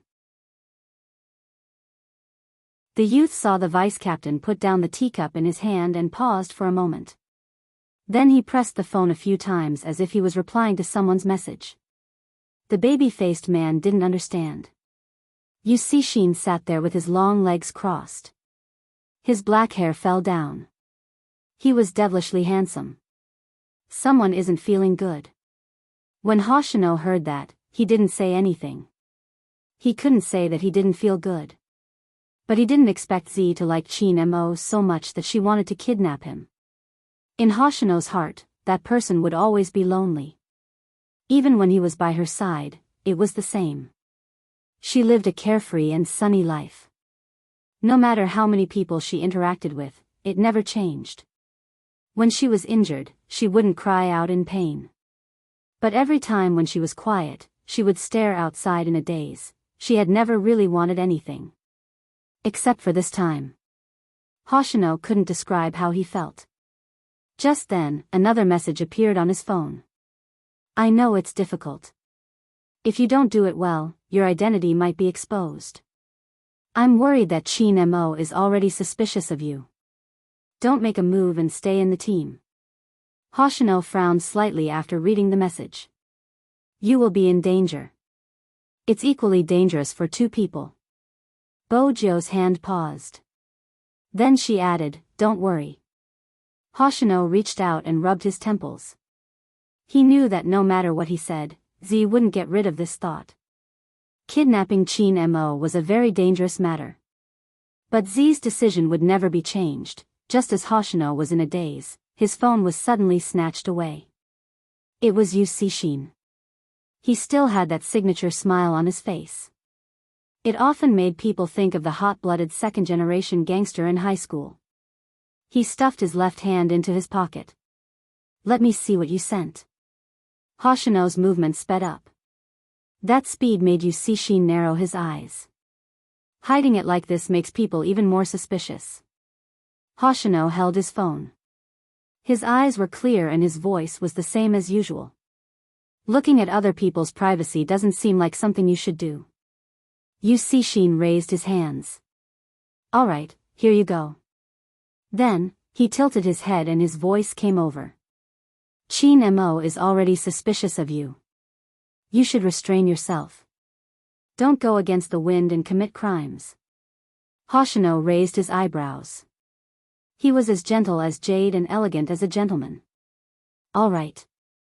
He agreed so readily that Yusishin didn't know what else to say. The baby-faced person watched this scene. He felt that there was something strange between his captain and vice-captain, but he couldn't tell what was strange. 10:30 p.m. Fu Group. In the end, there were waves of heavy losses. Fu Group wasn't as glorious as it used to be. Fu Shiming, the young master who could have gotten all of Fu Group's shares just by waiting, also participated in the fight for the shares. He had already contacted many shareholders in private. During this meeting, he had to make that useless person leave with his mother. That was because he had long been prepared. In addition, Fu Zhongyi had been collecting a lot of dirt on his son. Hence, when this pair of father and son appeared, they were extremely confident. As the saying went, with a stepmother, there would be a stepfather. Fu Zhongyi had always been a scumbag. Even though they were both his children, he had never felt any guilt towards his eldest son. When Bojio didn't know anything, he wasn't willing to talk about his son at all. When others talked about him, there was a complete rejection and slight disgust in his eyes. Now that Bojio knew everything, he didn't have any thoughts of repentance. Instead, he participated in every dirt on Spade Z. When he treated Fu Shiming, he wanted to leave everything to him. He had never stopped praising him. The worst thing about Fu Zhongyi wasn't that he had betrayed his marriage with He Honghua. The worst thing about him was that he had abandoned his wife and son, forcing them into a corner. He had long forgotten that if it hadn't been for He Honghua, there wouldn't have been the Fu Group today. He had forced people to their deaths at every turn. He was ruthless and inhumane. But that was how humans were. In the face of huge benefits, no one would show their humanity. Some of the shareholders sitting in the office were the same. He Honghua was still flipping through the documents. When she saw Fu Shiming enter, her eyes dimmed. Unrelated people don't have the right to participate in the board meeting. Fu Zhongyi didn't even look at He Honghua as he led Fu Shiming to a seat. There are no unrelated people here. Shiming now has shares of the Fu Corporation. You probably don't know this, but the change in ownership this time is going to be drastic. Alright, Shiming, tell me about some of the videos you've obtained. Those who have tarnished the reputation of the Fu Corporation, no matter how high their positions are, should be expelled. Alright. Fu Shiming stood up. During this period of time, because of that trash, everything he did wasn't going smoothly. Especially after that trash won the National League, he would be compared by the people around him. He knew better than anyone what that trash was like in the past. He was a piece of trash that couldn't be helped. He didn't know how he had gotten to where he was today because of young Master Qin. Now was the time to let everyone know what kind of person he was. Fu Shiming turned on his laptop and projected some photos on the projector. He said in a dignified manner, "These are the things I got. Big Brother's private life has always been messy. As long as he doesn't go overboard, no one will care about him. However, the Fu Corporation can't have such a shareholder who painstakingly pours himself on men. Even outsiders say that the Fu Corporation became famous because of this. I think it's worth everyone to think about this. After all, the most important thing in doing business is reputation. Compared to He Honghua in the past, she was much calmer now. She sat in her seat without much emotion on her face, but her words were cold. Speaking of reputation, everyone in the marketing and operation department knows that all the hot-selling products of the Fu Corporation or the companies that are contacting us are all because of Spade Z's name. Besides, I have never heard of anyone claiming that the Fu Corporation relied on others to get their hands on us. As for you, you have been using the fact that I am Spade Z's younger brother to open up your circle of friends in the business world. This topic has been spreading like wildfire in the industry. Shiming, your brother's reputation is so bad, why are you still using him? Fu Shiming's face turned red and white when he was interrupted. He didn't expect that a certain son had taught He Honghua that the business world was like war. Only by knowing yourself and your enemy could you win 100 battles. The thing that Fu Shiming didn't want others to know was exposed like this. Also, the gazes around them had obviously changed.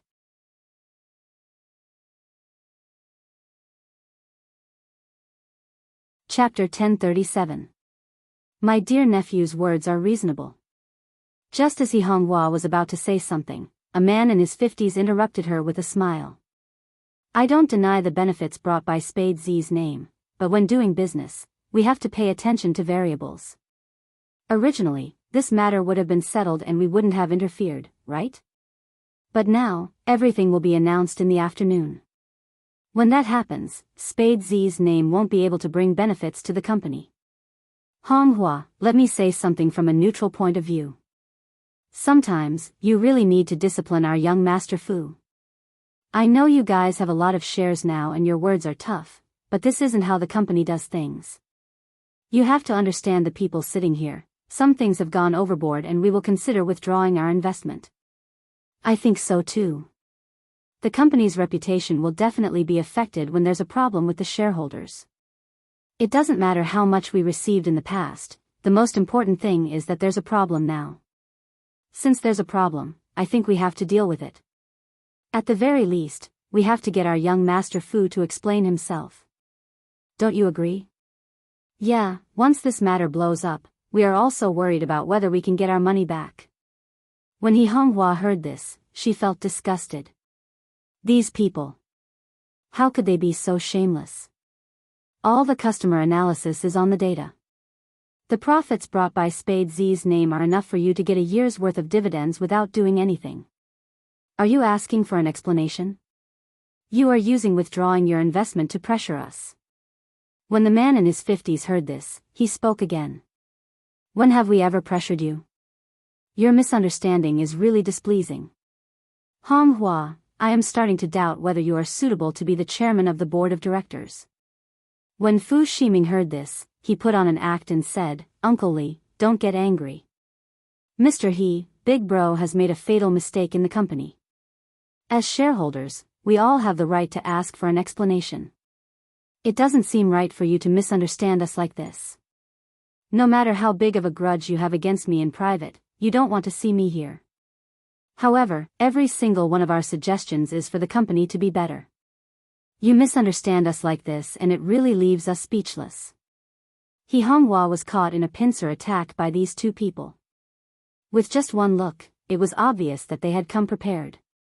Those who didn't know better would think that He Honghua was petty. In reality, one person was playing the bad cop, while the other was playing the good cop. In the end, they were the ones who were good for the company. Think about who owns this company now, and whose breakthrough in quality is the reason why the profit points are profitable. He Honghua clenched her fists. Fu Shiming stood to the side and said, It's useless to just explain about this matter. Director, he should apologize to everyone on behalf of Big Brother. Apologize? He Honghua's face turned red with anger. Are you dreaming? Fu Shiming shook his head as if he couldn't reason with a shrew. Forget it, nephew. It's useless for you to say so much to her. If you were the CEO of the company, I wouldn't have to worry so much. The man stood up and was about to leave. He had no intention of respecting He Honghua at all. I can't attend this shareholders meeting anymore. I'll come back after I see some sincerity. However, as soon as he finished speaking. Click. The door of the conference room was pushed open.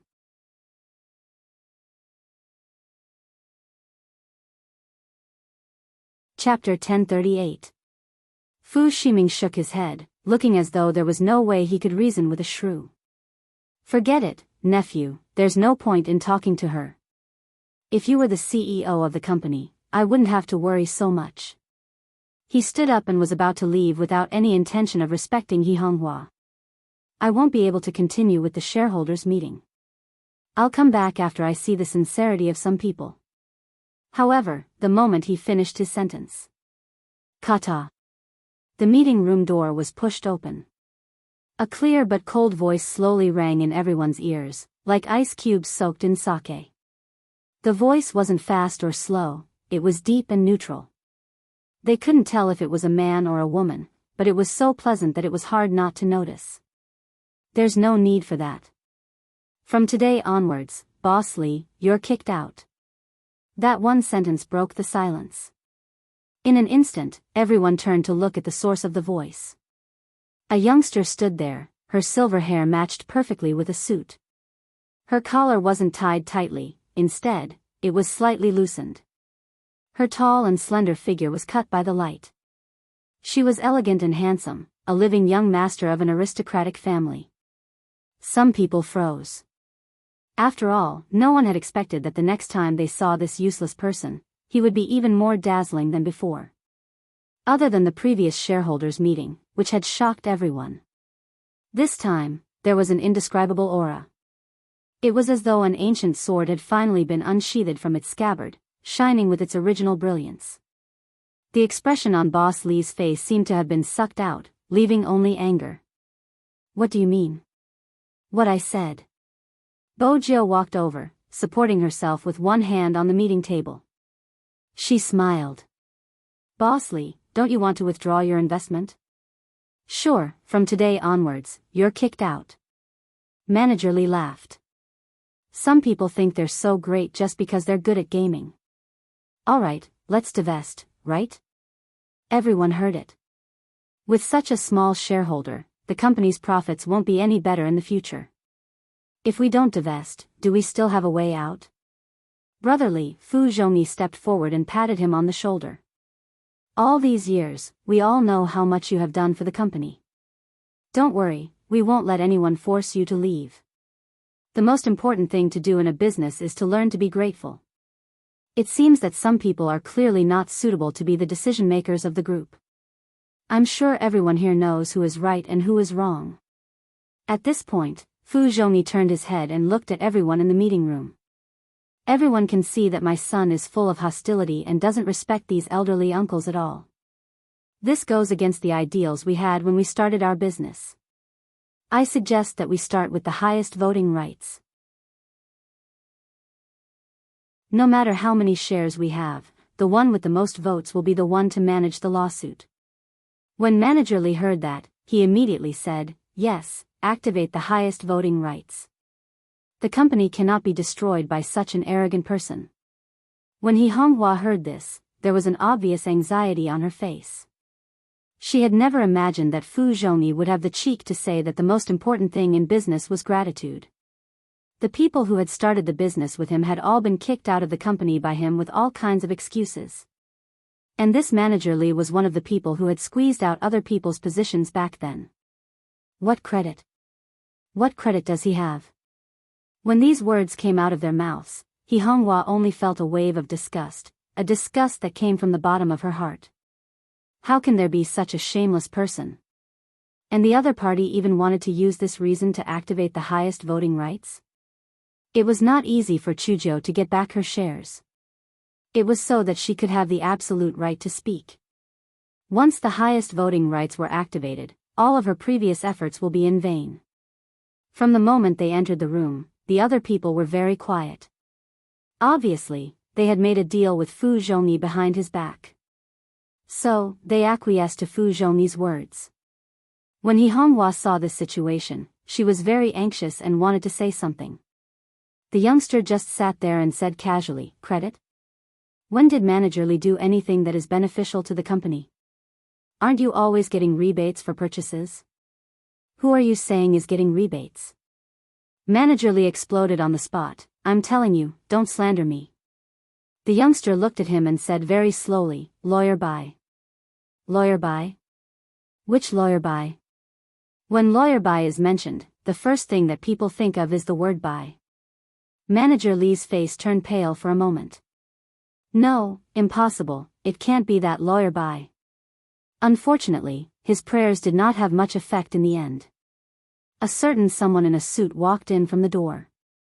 He was carrying a briefcase in his hand. His handsome face almost became the living sign of the entire lawyer world. Ordinary people may not know this person, but those in the business circle know him. Because no matter how low the case was, he was able to completely reverse the situation. At this time, even Fu Zhongyi's smiling face stiffened. Not to mention, Manager Lee, who was speaking righteously just now. How is this possible? How can he hire Lawyer Bai? Basically, many people know how difficult it is to get an appointment with Lawyer Bai. It is said that he has been appearing in court for a year. Previously, there was a very rich boss who gave Lawyer Bai 1 million yuan. But, Lawyer Bai ignored him and asked him to meet him in order. Some people also inquired about how a small lawyer can have such a big ability. After all, there is no one in this world who doesn't like money. But no matter how much they inquired, they couldn't find out about Lawyer Bai's family background. Some people in the business circle wanted him to help with urgent matters, but Lawyer Bai didn't agree even once. Now, he had actually appeared here, and he was even invited by that useless young master who had no connections at all. How could Manager Lee not be afraid? Even his arrogance was a little weaker than before. Fu Zhongyi clenched his fists, moving to block the way. Lawyer Bai, who was holding the briefcase, stopped and glanced at Fu Zhongyi.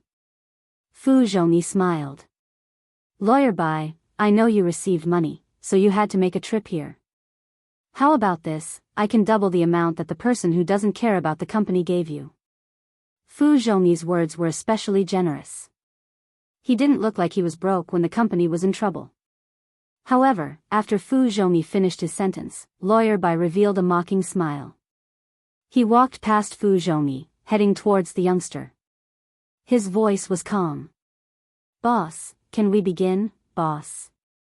Was he calling young Master Fu? Was that possible? Gasps could be heard in the entire conference room, mainly due to the shock. Fu Zhongyi's expression froze completely, as though he had been punched in the face. Who could have imagined that the famous Lawyer Bai would call a high school student boss? And this high school student used to be a love-struck trash. It was simply unimaginable. But the truth was right in front of them. The youngster knocked on the table with one hand, his aura unchanged. Even though Lawyer Bai was standing beside him, the formless aura didn't waver. Instead, he spoke with a mocking tone akin to a vampire. Throw the information on what Manager Lee has done all these years to him.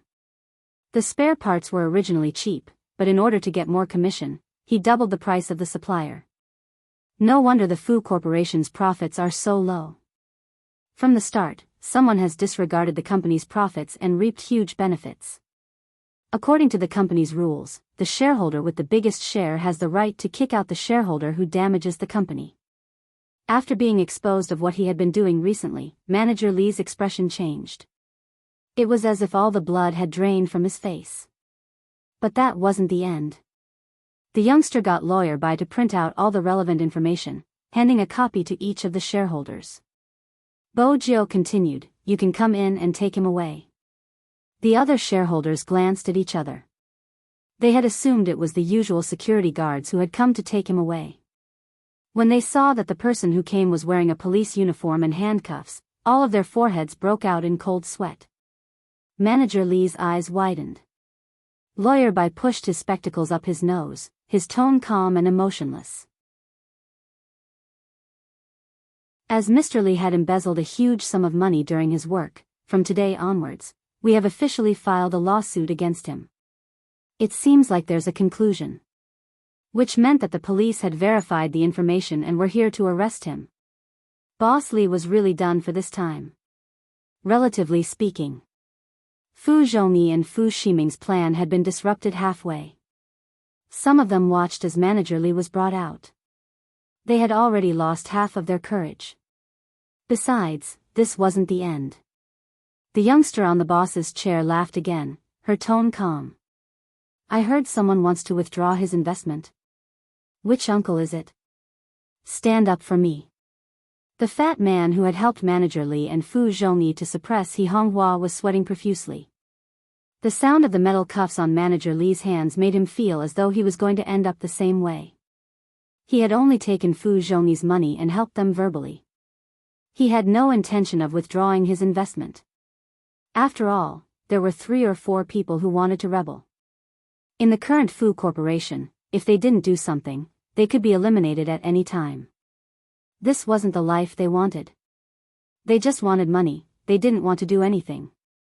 Fu Zhongyi had clearly said that as long as he could regain control of the Fu Corporation, his dividends would increase by 20% and even his position would rise. But he had never expected things to turn out this way.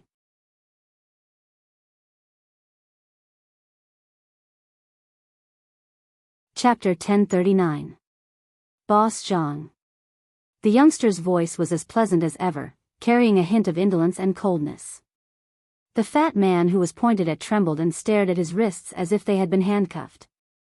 After all, Manager Li was able to successfully get so many rebates because he had a hand in it. Why aren't you speaking? Bo Jiu glanced at him, her lips lifting. Weren't you the one who wanted to withdraw your investment? Fat Head and Big Ears raised his hand, wiping the sweat off his forehead as he replied anxiously, and no. You didn't? Bo Jiu stood up and walked over. She bent down and placed both her hands on Fatty and Fu Ximing's chair. The sunlight fell on her lips, making her look like a devil that had walked out of the darkness. Elegant, handsome, but dangerous. I heard that someone wanted me to apologize. Fu Ximing's eyes lit up. That's right. I heard that someone wanted me to apologize. Fat Head and Big Ears trembled again. For some reason, he felt a chill down his spine when he heard the youngster's voice. It was probably because of the fear in his heart. In addition, this person was usually timid. When the higher-ups pressured him to do some things, he would not do it. This resulted in the current situation where people got a lot of kickbacks. Of course, it was also because of his greed. But even so, in that instant, he couldn't explain the oppressive aura he felt from the youngster. Change. The only feeling he had was that this wastrel, the useless young master they had never been able to trust, was really different from before. The previous change in the shares wasn't a coincidence. Boss Zhang was so afraid he didn't know what to say. Fu Ximing was still as arrogant as ever, glancing over. Big brother, shouldn't you apologize for ruining our company's reputation with your usual actions? Our company? Bo Jiu smiled. It seems like you aren't clear who this company belongs to. Fu Ximing scoffed.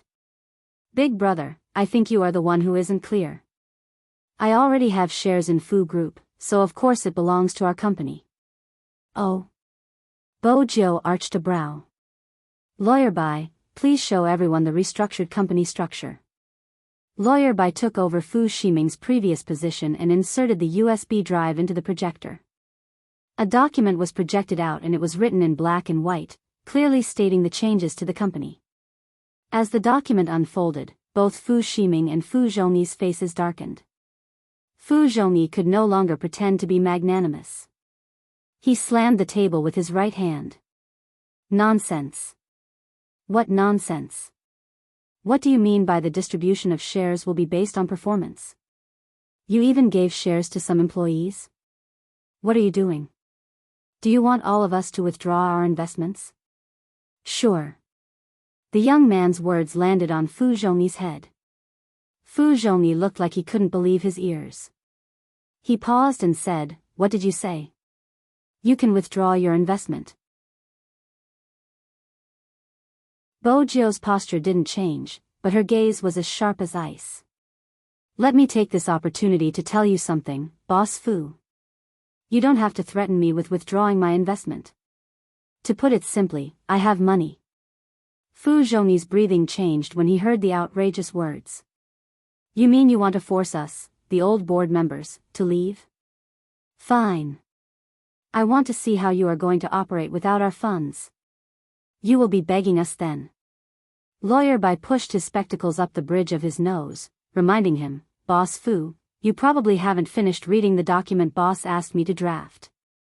Boss Fu, you can continue reading. With that, Lawyer Bai moved the mouse. The youngster's investment was clearly stated on the document. The numbers weren't mentioned. However, there was one thing. Everyone was stunned when they saw the string of numbers. The entire meeting room was extremely quiet. It was so quiet that one could hear a pin drop on the ground. It was too much. It was really too much. The string of numbers was so many that He Honghua's eyes widened. Her expression was filled with shock. Her Jiu, when did she get so much money? Was there such a huge prize for winning any sports competition? This amount was enough to buy 3 Fu enterprises. That meant it was 5 times the amount Fu Zhongyi and the rest had. He Honghua's first reaction was to turn towards her Jiu. The youngster stilled, reaching out to caress her nose. Bo Jiu retracted her sharpness when she faced He Honghua. At this moment, both Fu Zhongyi and Fu Ximing's expressions were ugly. They said they wanted to withdraw their investment. But they used the money to force it back. More importantly, when did this useless person get so much money? Fu Zhongyi was the most frustrated. If he had known this would happen, he wouldn't have been so adamant. He wouldn't have gone against his eldest son all the time. Now that things had escalated to such a state, how was he going to resolve this? When Fu Ximing saw Fu Zhongyi's expression, he knew his father was going to change his mind. He clenched his fists, wanting to say something. Just then, the meeting was interrupted. Sorry for the interruption. Everyone turned towards the source of the voice. The man was dressed in a suit, holding a document in his hands as he walked towards her.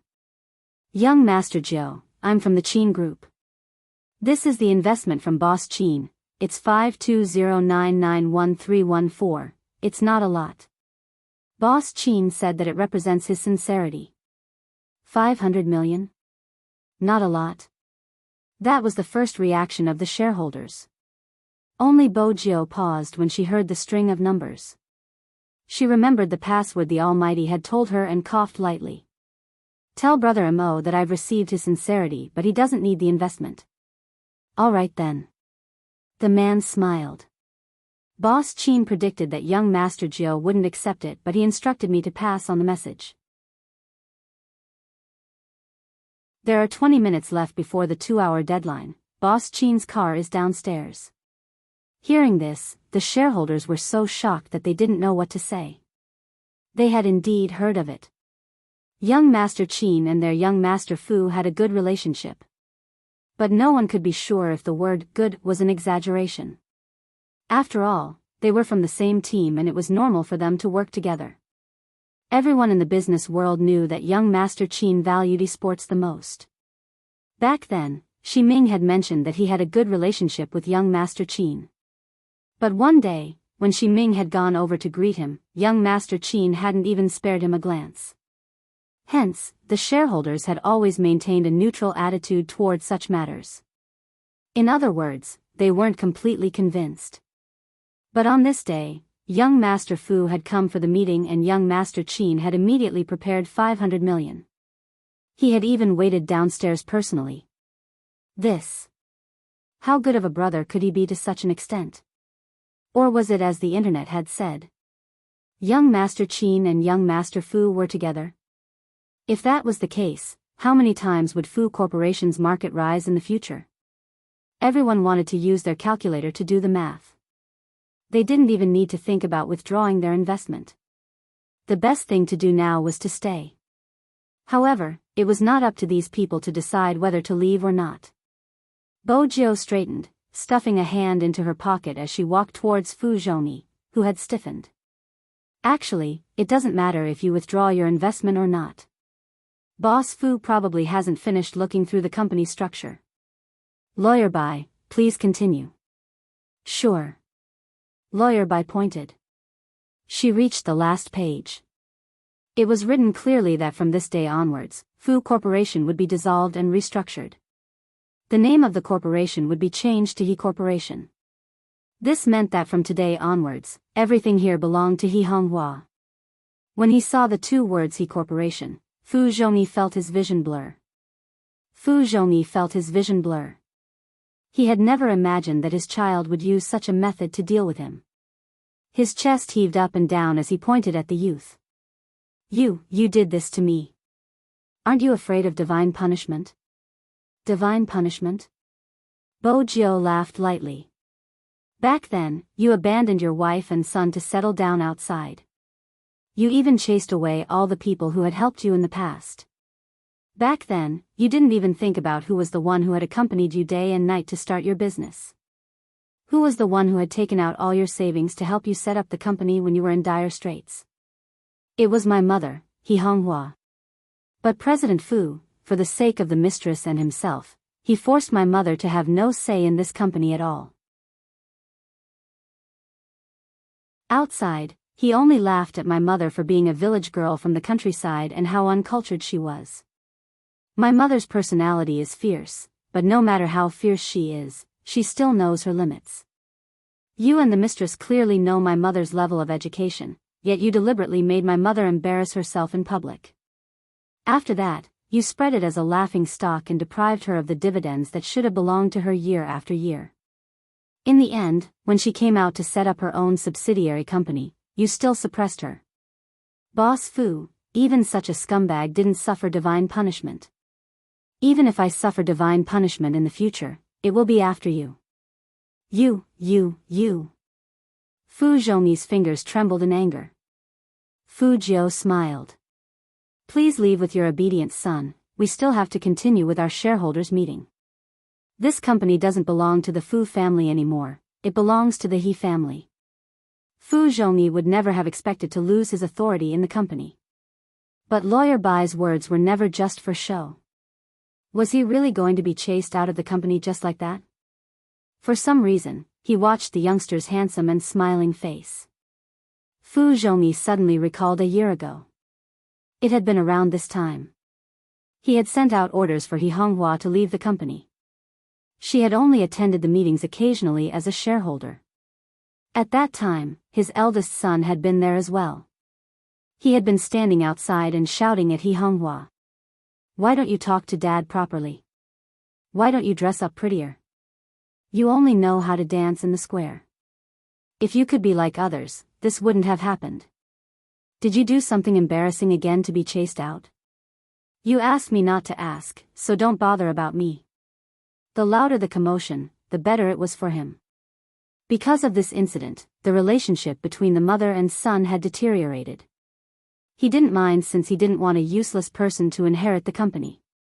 But at that time, he had spoken up to make him happy, so he wouldn't have missed out on his allowance. If it hadn't been for his son's excessive spending, he wouldn't have gone to such extremes. But now, the youngster in front of him wasn't the same as before. You aren't my son. Tell me, where did you hide my son?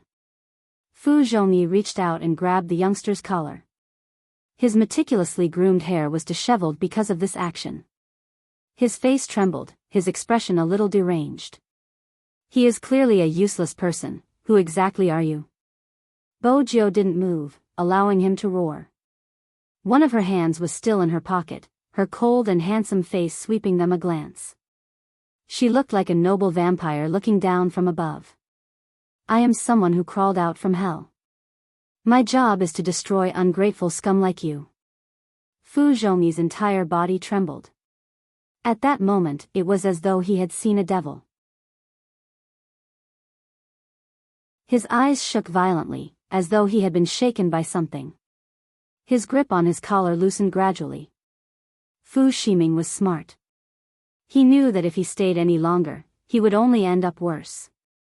He reached out and grabbed Fu Zhongyi, leading him out. At the same time, he understood that this was no longer their place. This scene was so similar. But back then, he was still young. Standing in that meeting room, the ones being chased away were the uncouth parents. Especially at that time, He Honghua was the target of everyone's criticism.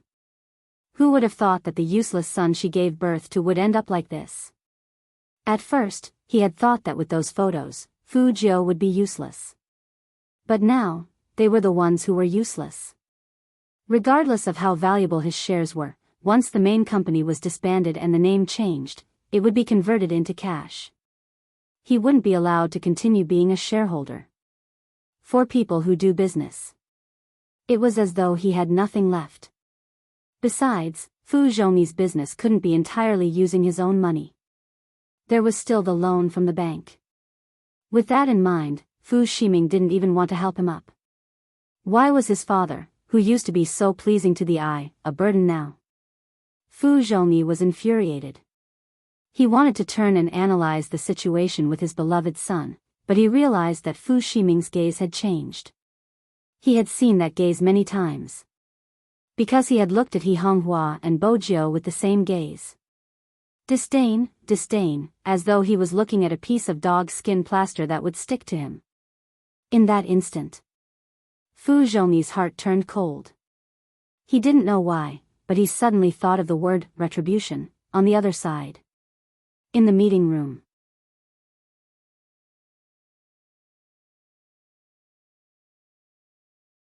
Chapter 1040. Madam Qin. Lawyer Bai stood beside Bo Jiu. He could hear the voice. Even though it was soft, the 3 words made him arch a brow. He hadn't expected their relationship to reach such a stage. It seemed like the media wasn't up to speed. But the Qin family had actually agreed. Lawyer Bai hadn't expected this. After all, the Qin family only had one heir. Bo Jiu kept her phone when she noticed Lawyer Bai's actions. She glanced at the shareholders who were watching her and smiled flirtatiously. Lawyer Bai will take over from now on. As for Boss Zhang, you can go wherever you want. The person who had been trembling from head to toe was stunned. The shareholders watched as the silver-haired youngster tugged at her collar as she walked out of the meeting room. Her arrogance seemed to have sealed He Honghua's position from now on. Just as Bo Jiu had said, from now on, this place belonged to He Honghua. The employees who had been working there for many years were the happiest ones. At this moment, the technical executives who had wanted to jump ship to another company threw their resignation letters into the bin. There were also those business managers who were running business outside, drinking so much that they were puking on the toilet. After receiving the news, they were immediately stunned. Countless times, he had asked himself if it was worth it. He was the one who dealt with the company's clients, but he couldn't compare to the connections that came from relatives. He had asked Fu Zhongyi about it, but every time, Boss Fu had replied that the company wouldn't mistreat him. He had to work hard and be content. One day, he would be successful. Content? He had worked so hard, but he still couldn't compare to someone with connections. He had been loyal to the company for 5 years, and even till now, he had been renting a house. Every time he drank so much that he would have a headache even when he slept. He had been wondering if he should return to his hometown. But back then, when he had left school, he had told himself in high spirits that he wanted to settle down in this city so that he wouldn't let his parents down. But 1 year passed after another. Those dreams seemed to have been extinguished. Gradually, some people would tell you that no matter how hard you worked, you couldn't compare to someone with connections. But from now on, it was different. He wasn't sure why. When he heard this news, he finally believed the saying that there were always things in this world that could be obtained through hard work. The entire group changed from Fu's enterprise to his. On the surface, it seemed that only the ownership of the company had changed. But in reality, those who were knowledgeable would understand that all large enterprises and groups had always been based on people. That was what Bo Jiu did. Only when you know how to respect your employees will your employees work hard for the company. People should always be equal. He Honghua was still in a daze. Even though the meeting was over, she still had a lot of questions for her Jiu. Lawyer Bai tidied up his documents and walked towards her. He Honghua called out to him, "Lawyer Bai, Jiu, Mr. He." Lawyer Bai was smart, summarizing everything with one sentence. Normal businessmen wouldn't think of this point, but boss only did it. It's probably because he learned from you. Not only must one be strong, but one must also know how to be grateful. That's why there's an employee share system. He Honghua was taken aback. Lawyer Bai didn't say much, leaving politely. But his words were clearly heard by all the employees. No one knew. It had been from that day onwards. A small group had soared because of their management philosophy. In a short span of 5 years, they had become the leading enterprise in Jiang City. At that time, people only knew that the executive director of He Group was a female entrepreneur who came from a village. Her career and family had been taken away, but she had learned some principles through the pain. These principles weren't just about building without destruction. Live for yourself and be grateful to those who had helped you. Of course, this was all in the future. Now, the most important thing was that young Master Qin was waiting at the reception area. Basically, all the female employees couldn't control themselves. They couldn't help but look over. Until a silver-haired young man walked out of the elevator and walked straight to young Master Qin's side. Then, he reached out and tugged at his collar as if to breathe. Then, he naturally bent down and kissed young Master Qin. It wasn't a kiss, it was a real kiss. Have you been waiting for a long time? Bojiu watched as the Almighty waited for her. When she thought about how she would be able to kidnap him in 3 to 4 days, she couldn't control herself. When she kissed him, she noticed a sharp intake of breath. But since she had already kissed him, she couldn't pretend that nothing had happened. Hence, she sat down beside the Almighty, her lips lifting into an indescribable devilish smile. The beauty at the front desk had the clearest view. At this moment, she couldn't help swallowing her saliva. That was their Fu, young Master Fu. He actually dared to kiss young Master Qin in front of everyone. More importantly, young Master Qin wasn't angry. He didn't throw young Master Fu through the glass door. Instead, the coldness in his body disappeared.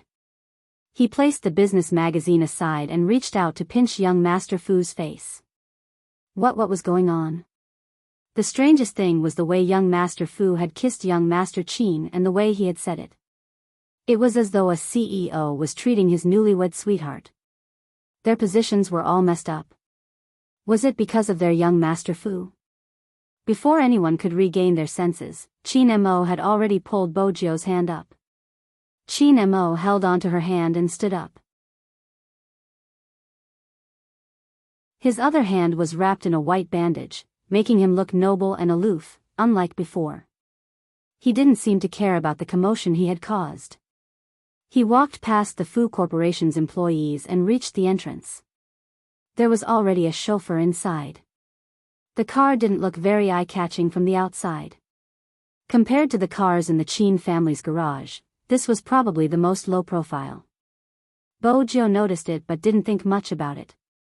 Only when they boarded the car did the Almighty say, "To a university." Bojiu arched a brow. A university?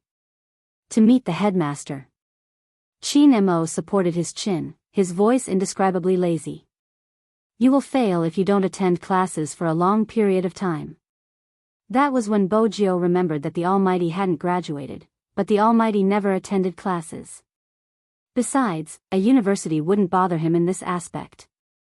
Hence, there was only one possibility. He was meeting the headmaster, but it had nothing to do with attending classes. He probably wanted to investigate something.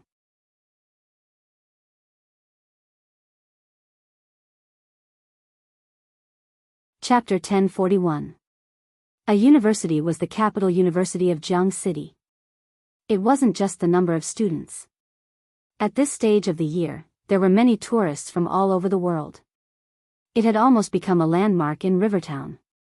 However, in such a school, no student would dye their hair completely silver.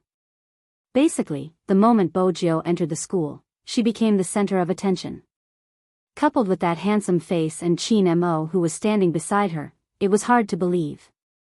It seemed to ignite the hearts of many young girls. She could even hear the whispers of the girls beside her. The news spread like wildfire. Very quickly, Bojiu felt as though she and the Almighty were being watched like monkeys. As expected, there was a 70% chance that they wouldn't find anything when they entered a university without disguise. Fortunately, their luck was good. Just as Bojiu was feeling thirsty, she found a vending machine and bent over to buy a bottle of water. Someone was talking to another person. What do you think they are investigating all day? It's so annoying. Who knows? Anyway, the people in the group said that even if they find something amiss, they won't do anything. It's really interesting. If someone dies somewhere else, they will say it was done by a university. What a joke. Isn't that right? Is there a need for such a small case? There are so many cases in the world. Why don't they care about it? Why are they so persistent? All right. Since you are the admin, you can just tell everyone and get them to do as you say. 2 days ago, someone mentioned that there was something wrong with my group and asked me to kick it out. Good job. It's troublesome to watch if you don't kick it. I saw what the person said. He is quite good at finding evidence. He said that you aren't a fan of Spade Z and that you shouldn't use Spade Z's name to attract fans. What's wrong with my group? It's just a name. We didn't say anything about Spade Z. We just wanted to talk about the game. How is that attracting fans? Bo Jiao straightened. She was still holding on to the can of cold drink. When she glanced up, she met their gaze. It was obvious that they had seen what Spade Z looked like. After the National League, Bo Jiao's appearance was no longer a secret. Besides, it was hard not to notice that head of silver hair. The two people who were still discussing immediately quieted down. Bo Jiao walked towards them and stopped. She said nonchalantly, "Then you should change the group name and information. Let's see how many people will join your group." That person's face alternated between red and white. In the end, he scoffed and said, "Esports players nowadays really make people uncomfortable. They're simply sick." Who said anything? They just want me to change the information. Bo Jiao chuckled, tossing the can in her hand upwards. That person continued, "This kind of thing is something that one is willing to suffer and the other is willing to suffer. Who asked those fans who like you to join the group? I gave them a home to communicate with." Bo Jiao lowered her gaze and remained silent. Just as that person was about to say something, there was a loud clang. An oncoming can slid past her cheek and smashed into the wall behind her.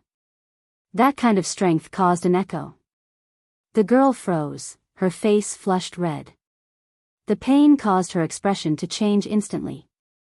She pointed at Bo Jiao furiously. You. What did I do? Why are you pointing at me?" the youngster asked calmly. But his words. The girl clenched her fists, wanting to say something. Bo Jiao tilted her head to send a WeChat message. "Brother Mo, there's something strange here. Do you want to come over and take a look?" "Ha." The girl laughed. "You're looking for Almighty Qin for such a small matter? You're really a Almighty Qin." Bo Jiao played with her phone. She glanced at the girl and smiled. "I'm sure you aren't her. But even if you aren't, you should be the one being led. You are still useful. Once we follow the clues, we will be able to find out who the person with mediocre skills is. She's sick." The girl didn't understand what Bo Jiao was talking about. She just felt that there was something wrong with her. When Qin Mo walked over with the headmaster and the plainclothes officer, the girl's expression changed. She didn't think she had done anything wrong. Using money to oppress others, how disgusting. Using money to pressure others, how disgusting. In her eyes, the two of them were like that. Qin Mo tilted his head slightly before he retracted his gaze and looked at her. "What's so strange?" Bo Jiao opened her mouth, her words causing the headmaster's expression to change. "The maiden's sacrifice will be restarted in a university." "Little friend, you can't talk nonsense. No school director would want to hear this kind of news."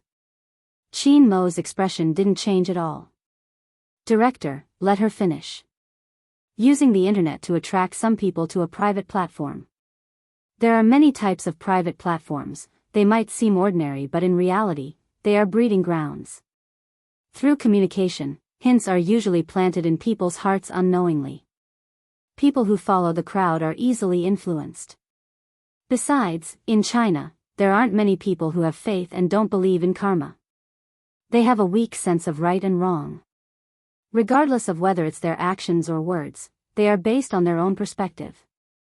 They can't see the pain of others and build their happiness recklessly.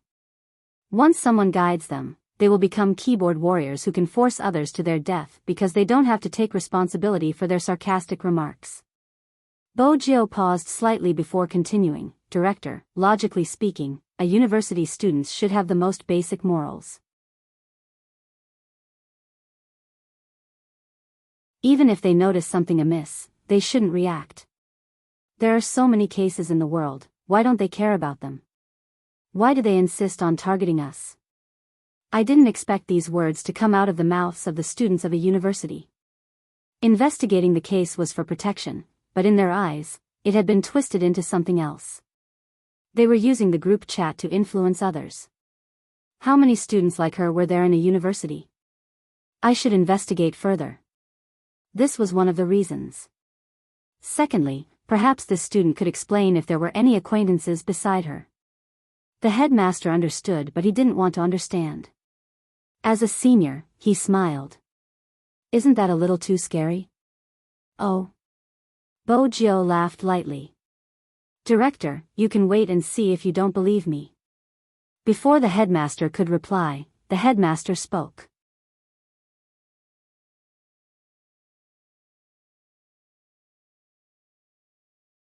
Chapter 1042. The girl couldn't see herself, just like how a selfish person wouldn't feel that they were selfish. The most disappointed person was probably the crime squad member who had been standing at the side. Most of the time. Perhaps that was the case, even if they tried their best, it would still be misinterpreted. That was the greatest helplessness. Bojo didn't speak, her eyes darkening. The girl smirked and was about to say something when a cold voice came from beside her. Can I trouble Director Liu to inform the students' parents? The investigation will take some time. Also, we need to make a trip to the female dormitory. All right. The moment Qin Mo spoke, Director Liu realized the severity of the situation. After all, Qin Mo had been a specially enrolled student in a university. Back then, Qin Mo had been a specially enrolled student because he had achieved a certain level of attainment in criminal psychology. At that time, almost all the reputable universities had been fighting for him. There had even been professors from overseas who had personally contacted Qin Mo, inviting him to their school. But he had come from the Red Army courtyard and the Qin family had always requested for him to stay in China after he came of age. Qin Mo had been determined to stay in China and protect his country. Hence, many professors from reputable universities had expressed their regrets. That was how a university had managed to recruit him. Which meant that Qin Mo had sensed something was amiss. There was definitely a problem. But the girl didn't know that, her face flushed red, looking extremely aggrieved. Why did you have to inform my parents?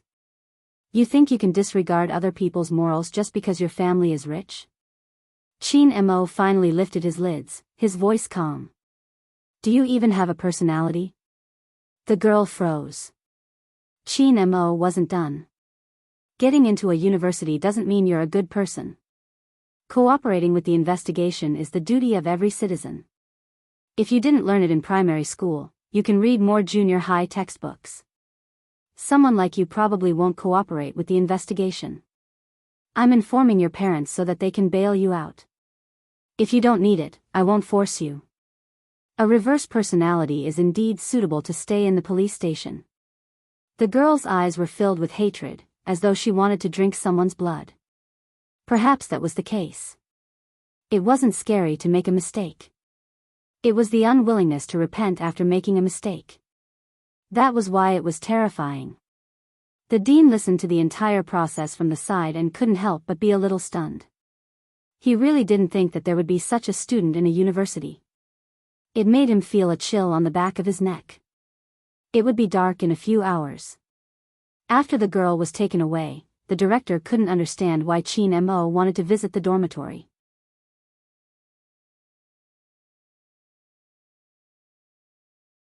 That handsome silver short hair and the way he walks, it does resemble my big spade.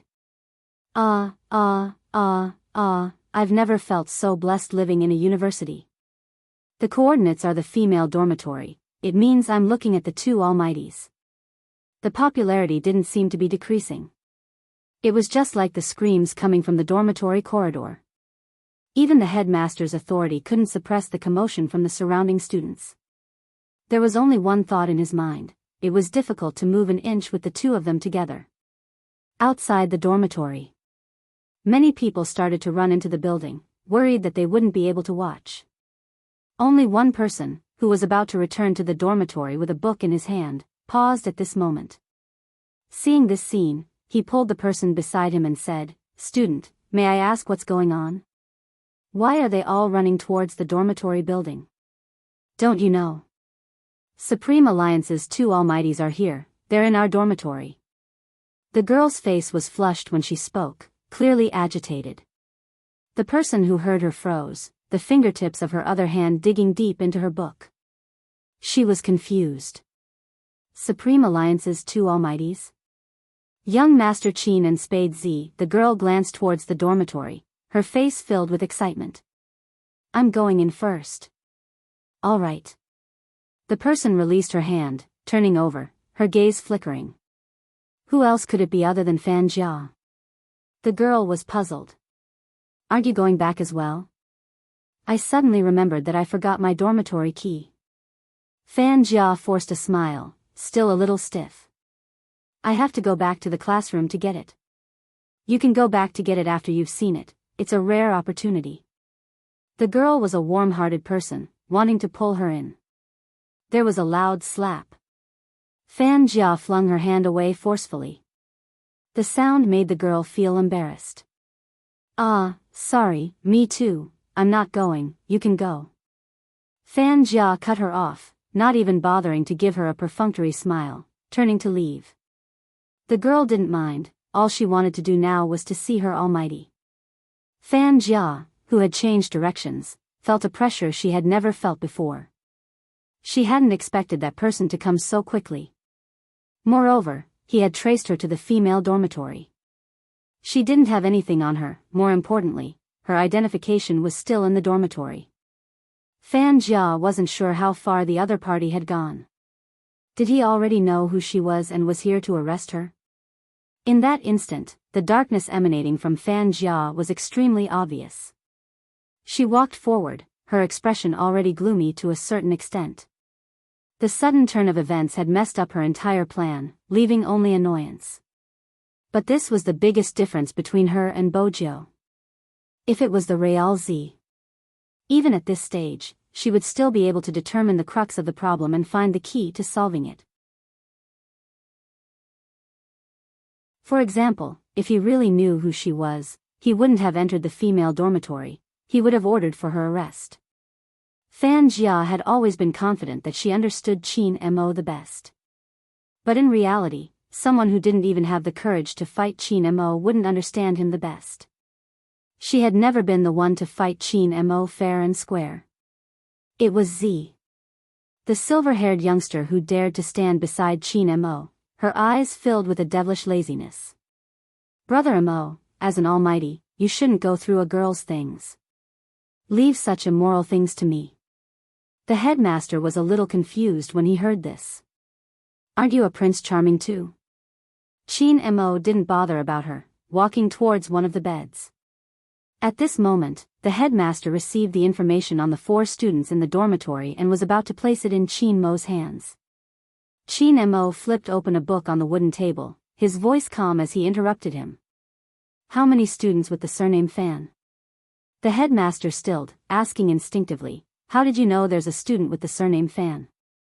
Qin Mo flipped his hand, showing him the signature on the book. The headmaster wanted to say something. The youngster caressed his chin. "I think she's called Fan Jia." The headmaster. He hadn't said anything. Were they here to get their fortune told? "There's a signed receipt in the bin." Bojo stood up, showing the receipt in her hands. But there was something she didn't understand. "Brother Mo, why didn't you ask anyone else? Why did you ask Fan Jia first?" Qin Mo's fingers moved, pointing towards the books on the shelf. The books one likes to read can often reflect a person's personality and heart. Her table is overly clean and she is dressed like a young lady. But the books here have dark backgrounds. It doesn't match a young lady's feelings. Conflict means there's a problem. I see. Bojo smiled lazily. She had learned another trick from the Almighty. But the next second, Chin Mo spoke again. Chin Mo added, the others are basically normal, unlike a certain someone who reads the super pampered little wife, Where Are You Going series. The youngster who was still flipping through the books almost slipped. How could he not mention her dark history? He continued nonchalantly, you don't seem to read those books anymore. How did you change your reading habits so easily? Bojo arched a brow, her instincts telling her that it was a trap. She replied casually, I've grown up, my mindset has definitely changed. Is that so? The word that represented uncertainty appeared again. This meant that the Almighty didn't believe her. Bojo was thinking about how she should reply if the Almighty continued to test her. After all, she couldn't afford to be exposed before she left the country. Otherwise, she wouldn't be able to kidnap her.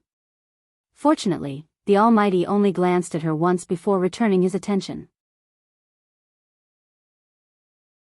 He turned to the counselor beside him, his voice calm. What's the personality of the student named Fan Jia like? Did anything special happen? Nothing special happened and she has a cute personality. She gets along well with her roommates. This was the counselor's reply. It wasn't hard to hear the compliments in his tone. Fan Jia had left a good impression. Chin Mo flipped through the book in his hands. Who is Fan Jia's best friend? Best friend? The counselor took a moment to recall, a confused expression on his face. I don't think so, she doesn't like to participate in group activities. Bojo arched a brow. She got along well with her roommates but didn't have any close friends and didn't participate in group activities. That itself was strange. Chin Mo noticed it as well, asking, when did she start school? She started school early but because she wasn't feeling well, she only started classes half a year after school started. She seems like a rich girl. The counselor was still confused. She used to stay outside but would come back occasionally. What's wrong with an easygoing student? Bojo glanced down, grasping the crux of the problem. She used to stay outside? When was that? About a month ago, I can't remember the exact time but she has been staying in school ever since. I heard that her rent was due and it was more convenient for her to stay in school, so she came back. The counselor felt that it was a common occurrence. He couldn't understand why the investigation would lead to this dormitory. But it was too much of a coincidence for Bojo. About a month ago, she had locked onto the fake Z's neighborhood. Unconsciously, Bojo glanced in Chin Mo's direction. Coincidentally, Chin Mo was also looking at her. It was as though they were telepathic. She was almost certain.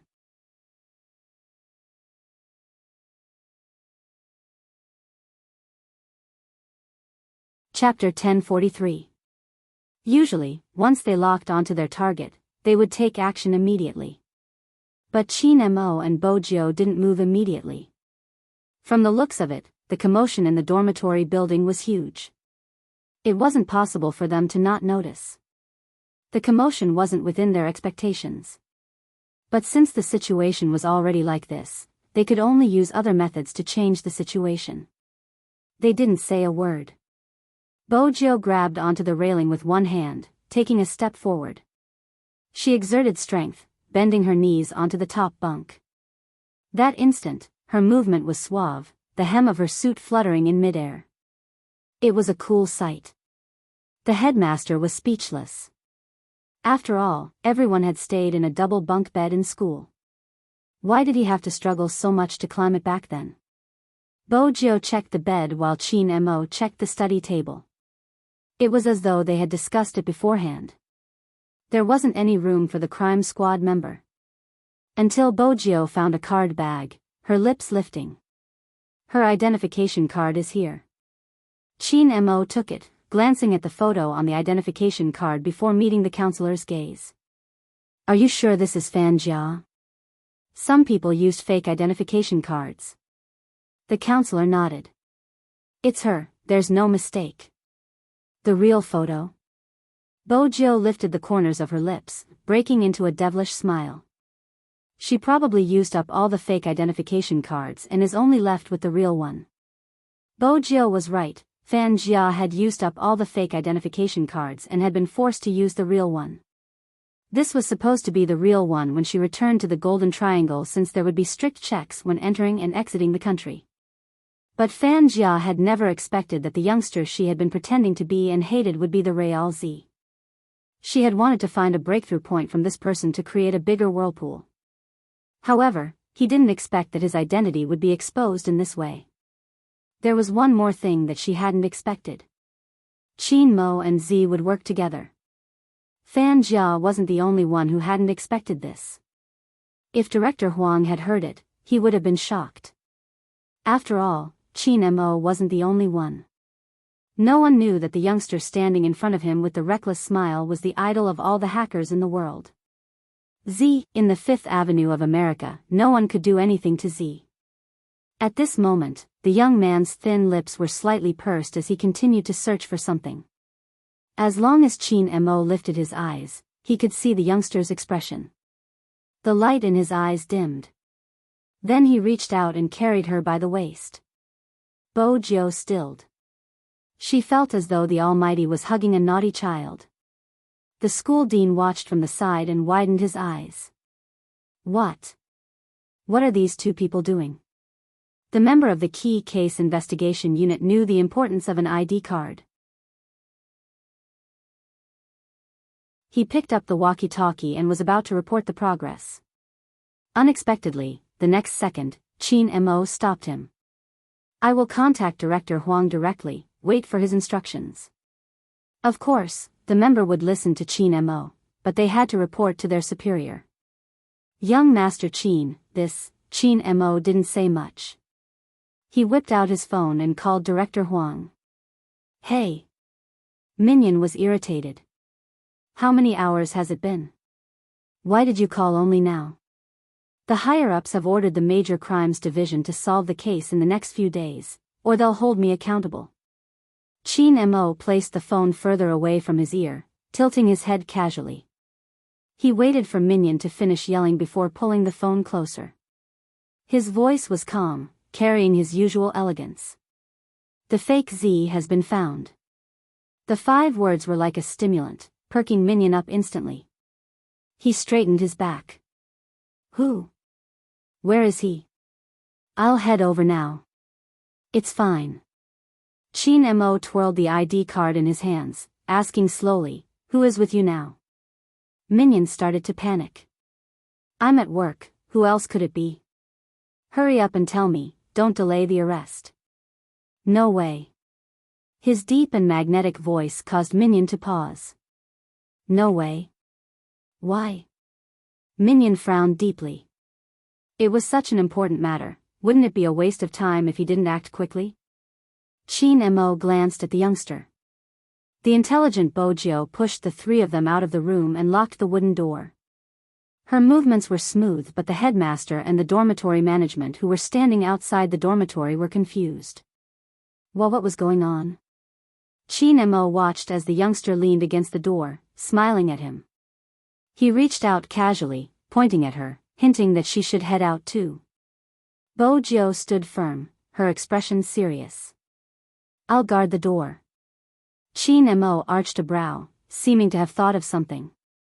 He lifted the edge of his lips, turning to continue talking on his phone. Have you forgotten that the other party has spies inside? Director Huang, also known as Director Huang, came to a realization. You're worried that the news will be leaked and the other party will escape in advance. But how are we going to act if we don't inform our subordinates? If there are spies inside, everything will be meaningless. You should understand this logic. Qin Mo's voice didn't change even though he had noticed that the youngster had been looking in his direction while he was on the phone. That clear gaze was sometimes so calm that it was hard to doubt him. If it hadn't been for Xiao Zhao's reminder, he wouldn't have thought about it until now. Qin Mo averted his gaze, listening to the voice on the other end. Director Huang paced back and forth. What should we do? Don't we act? No. Qin Mo's eyes lit up. Rather than being passive, why don't we set a trap for them to fall into? With that, he twirled the ID card in his hands. Bo Jiao's gaze landed on the ID card. In that instant, she understood Qin Mo's plan. Sun Tzu's art of war, catching a turtle in a jar. If they were lucky, they would be able to catch two of them. As expected, Qin Mo continued, the subordinates can't tell, but you can tell the higher-ups. Based on what I know, any major case would require a meeting between the four leaders to come up with a common answer. You can hold a secret meeting now and invite the four of them over. Tell them that the suspect, Fan Jia, the culprit behind the maiden's sacrifice, has an important item in the hands of the crime squad. With it, it would be difficult for Fan Jia to leave the country. Through this item, we will be able to confirm her identity through the surveillance footage. However, with the enemy spies, it isn't a good idea to alert them. We are worried that someone might leak the information or take the item, hence, we are using the highest level of secrecy. Ask the four of them to keep it a secret. Tell them the address. Director Huang's fingers froze in disbelief. Are you trying to use this method to test the four of them? You suspect that the spy is among them? Is that possible? Whether it's possible or not, we'll know after we try. Qin Mo's voice didn't change at all, his indifferent tone as though he was discussing the weather today. If the higher-ups don't make any mistakes, it will be easier for the people below to work. Qin Mo's casual words made Director Huang feel conflicted. He would only occasionally think that there was a problem with the higher-ups. But this idea was too sensational, so he didn't think too deeply about it. But Qin Mo's words were reminding him that he had to investigate the source of this matter. Got it. I'll inform those four to come to the key case investigation unit now. After hanging up the phone, Director Huang did not waste any time and immediately called the four of them. The higher-ups had been paying close attention to the maiden's sacrifice case. The four of them, including Huang Guohua, were mainly keeping an eye on this side. Therefore, as soon as he heard that the main culprit was confirmed, even those who were usually very busy stopped what they were doing and rushed to the conference hall. At that time, Director Huang was sitting on a leather office chair, holding the phone with a serious expression on his face. The four of them arrived at the conference hall one after another. Someone couldn't help but ask, "Didn't you say that you have a suspect? Why haven't you informed us?" Director Huang glanced at him before replying, basically following Qin Mo's instructions. If that's the case, we have to keep it a secret. Another person moved forward. If we don't inform our subordinates, we won't alert them. Before we know what the problem is, it's best to keep a low profile. No, I don't think so. The old officer had a different opinion. Since we have a target, we should act quickly. It's good to keep a low profile, but we might miss the best time to arrest them. I'm just voicing my opinion. Secretary Zhang, you can reconsider if you don't agree. But this matter is still under the jurisdiction of the crime squad, so Director Huang should be the one to make the decision. After all, everyone has their own specialties. Compared to the old officer, Secretary Zhang, Director Huang, who was originally from the Criminal Investigation Unit, was basically on Director Huang's side. Little Huang wasn't asking for their approval, it was just a notification. After the notification, Director Huang kept the things in his hands. It's decided, I will get someone to protect the items the suspect left behind. At the very least, we have to control her movements so she can't leave the country. Due to the severity of the matter, I will have to ask the four of you to keep this a secret. This time, we have specially selected a special unit from the military. No one will know what they are up to and there won't be any leaks. We already have the suspect's portrait, and as long as we have the identification, we will be able to arrest Fan Jia soon. As for her identification, it will be sent to the forensics department for analysis. It will be safe. These words signified the end of the meeting. Director Huang sent everyone out personally. When he was the only one left in the conference room, he took out his phone and dialed a familiar number. "We have followed your instructions. What about now? What are we doing?" Chin Mo replied calmly, "Waiting." "Just waiting?" Director Huang couldn't figure out his intentions. "Where are you now?" "Downstairs." By downstairs, Chin Mo was referring to the crime squad. He glanced over at the silver-haired youngster, who was biting on a lollipop. His hands moved so quickly that it left one speechless. He lifted his thin lips, looking like a naughty prince. "I'm also admiring someone's skills." "Someone?" Director Huang paused before realizing who he was referring to. "How can you be so lovey-dovey at a time like this?" "Chin Mo, everyone knows you're smart, but the four of them are all smart. Even if there is a spy among them, even if you tell them the location of the identification, they might not send anyone to retrieve it. They are more skilled than anyone else in terms of self-protection. Once the bait is set, no fish will take the bait. They might make use of the time difference to help the main culprit escape. By then, we will be left with nothing." "That won't happen." Chin Mo replied to Director Huang's uneasiness. He met the youngster's gaze and arched a brow. "Are you done?" Bo Jiao bit on the lollipop, stuffing one hand into her pocket. She gave Chin Mo a cool, "okay" sign, a devilish smile on her face. What's the big deal about giving someone else a listening device? Moreover, the four of them seemed to be in a hurry. It was a little difficult to get around the bodyguards in black, especially when they bumped into someone. The bodyguards had to snipe them with their sniper eyes. Fortunately, she had changed her clothes and was now wearing the uniform of the Key Case Investigation Unit, so no one would suspect what she had done. Chin Mo lifted his thin lips, taking out the Bluetooth earpiece. He grabbed the youngster's wrist and pulled her into the Land Rover parked by the roadside. He didn't bother looking at the gazes around him. He let Director Huang ask on the other side of the phone, "Why not?" Chin Mo replied, "Wait a minute." Director Huang didn't know what to say. Who was the real chief here? It was every successful person's basic charity to always carry a business notebook with them. After Chin Mo boarded the car, he placed the notebook in the youngster's hands, his voice unchanged. "You should know how to locate it." "Of course." Bo Jiao's eyes lit up when she saw the notebook. The Almighty's gaze had been deep for the past 2 days. He seemed to know something, but at the same time, he didn't. In order to avoid giving herself away, she hadn't touched any electronic products for the past 2 days. It was a little frustrating.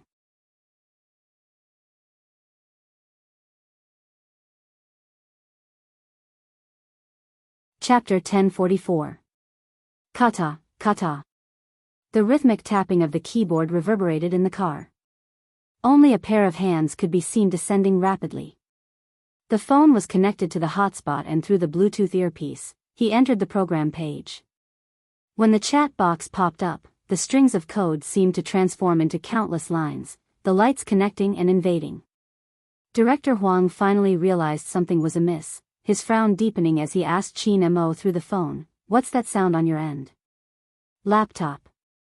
Chin Mo's voice was calm, his bandaged hands slung casually to the side. The 3 words confused Director Huang even more. "Laptop?" Director Huang's eyes lit up. "You brought Fatty?" Chin Mo paused, taking a moment before replying, "MMH." Director Huang couldn't understand the situation over the phone. Chin Mo raised his hand, tapping on the screen that the youngster was working on. His voice didn't change. "Sync the recording to Director Huang's phone." "All right." Bo Jiao smiled devilishly. Director Huang was still confused. "What recording?" "It's coming," she replied, her fingers pressing the spacebar. Once the target was locked, the map opened up. There were 4 red dots scattered in different directions. It had been less than a minute since the 4 of them had left. "That's not right, what's coming?" "Chin Mo, who exactly is sitting beside you?" Director Huang's frustration was beyond description. Chin Mo didn't reply, instead, He zoomed in on the map calmly and switched on his Bluetooth earpiece. Are they there? Boss, car number 1 is ready. It was Magician's voice. He always wore sunglasses and drove a black sports car. Being flashy was a form of disguise. Car number 2 is ready. It was the Special Forces soldier's voice. After confirming the location, Bojo glanced over, arching a brow. When did the Almighty set this up? Since there was car number 1 and 2, there would definitely be cars 3 and 4, which meant that all 4 of them had been following the same car. 1 minute and 20 seconds. That meant that the 4 cars hadn't gone far. At this moment, any traitor would be in a dilemma.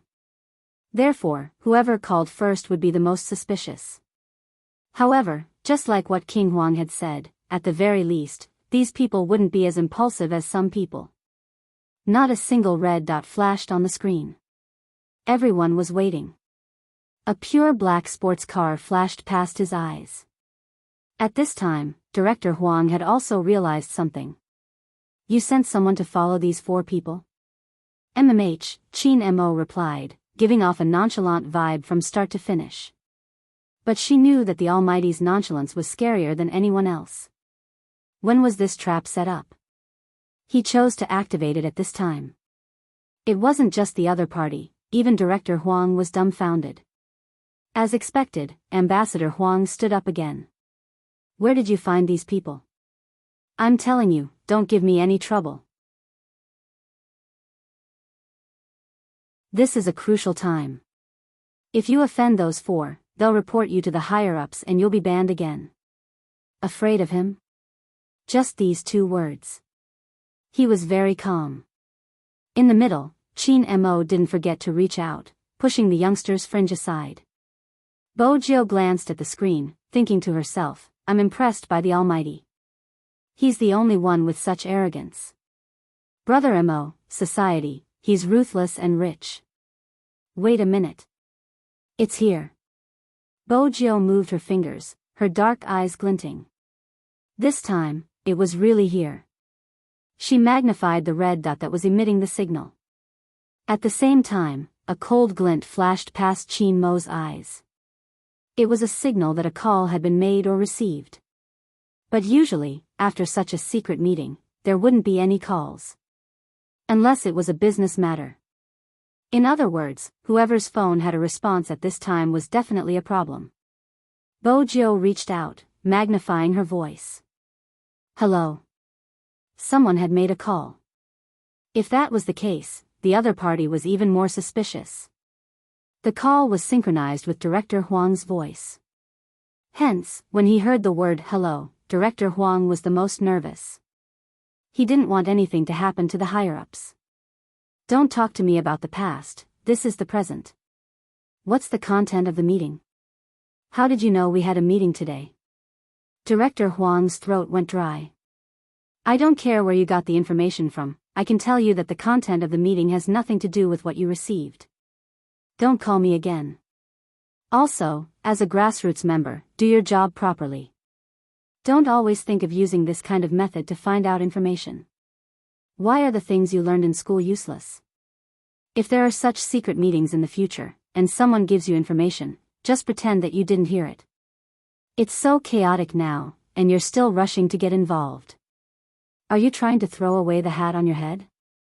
Speaking up to this point, the secretary rubbed the space between his eyebrows. Who told you about this? It's that person from the criminal investigation department. I thought the higher-ups had found out about me.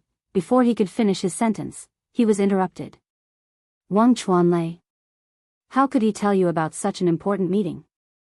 That's ridiculous. Director Huang spoke up, the 2 of them have nothing to do with the case, it can only be considered a leak. It seems like the 4 of them aren't the traitors. That might not be the case. Wait a minute. These 2 sentences came out almost at the same time. It was Chin Mo and Bojo. Both of them paused before replying in unison, we have to investigate Wang Chuanlei. Wang Chuanlei? Director Huang broke into laughter. Stop joking, even during the meeting, he agreed with me not to inform the higher-ups. This is the only way to catch the traitor. How could there be a problem with such a person? Qin Mo's voice was calm, but it hit the nail on the head. Since he is so focused on finding the traitor, why did he leak the news of such an important meeting before it started? Director Huang choked. He couldn't answer the question. When there's a conflict between actions and words, it means there's something fishy going on. Qin Mo supported his chin, the sunlight streaming through the car window onto his handsome face. This is basic criminology. Besides, to be able to hide for such a long time without being discovered, this person isn't a linear thinker.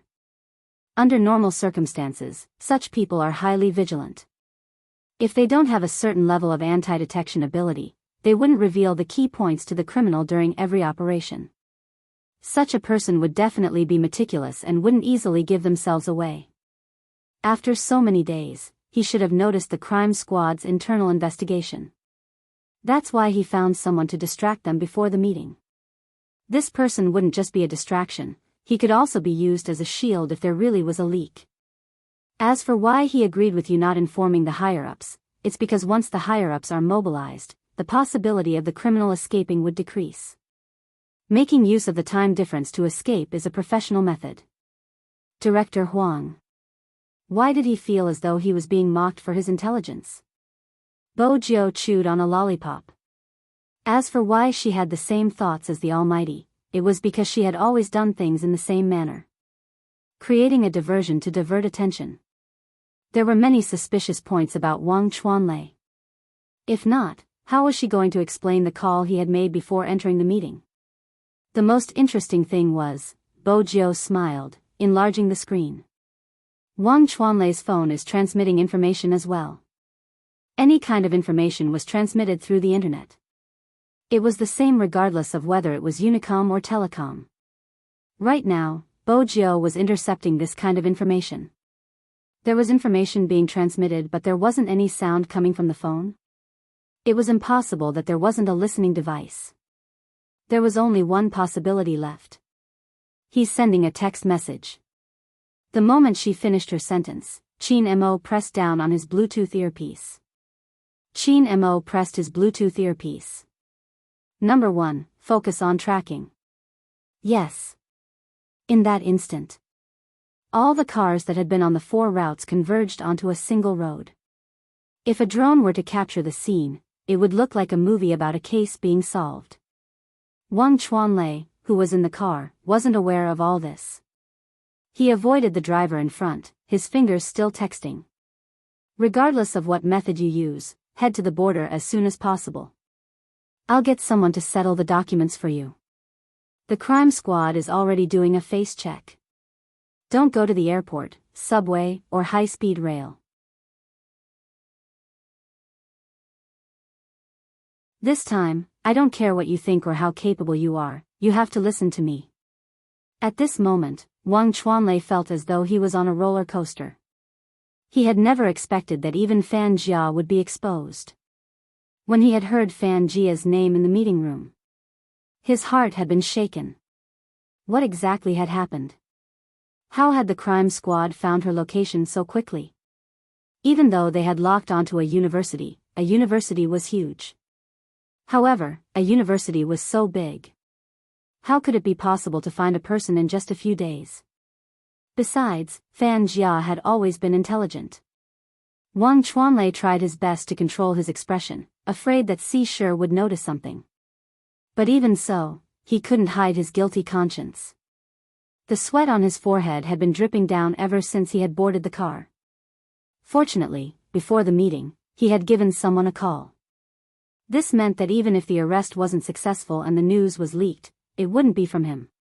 Wang Chuanlei took a deep breath and loosened his tie. Nothing would go wrong as long as he considered everything. You're tuning in to the Dreamy Love Stories YouTube channel. Don't forget to subscribe and join us on this journey to catch the most captivating stories.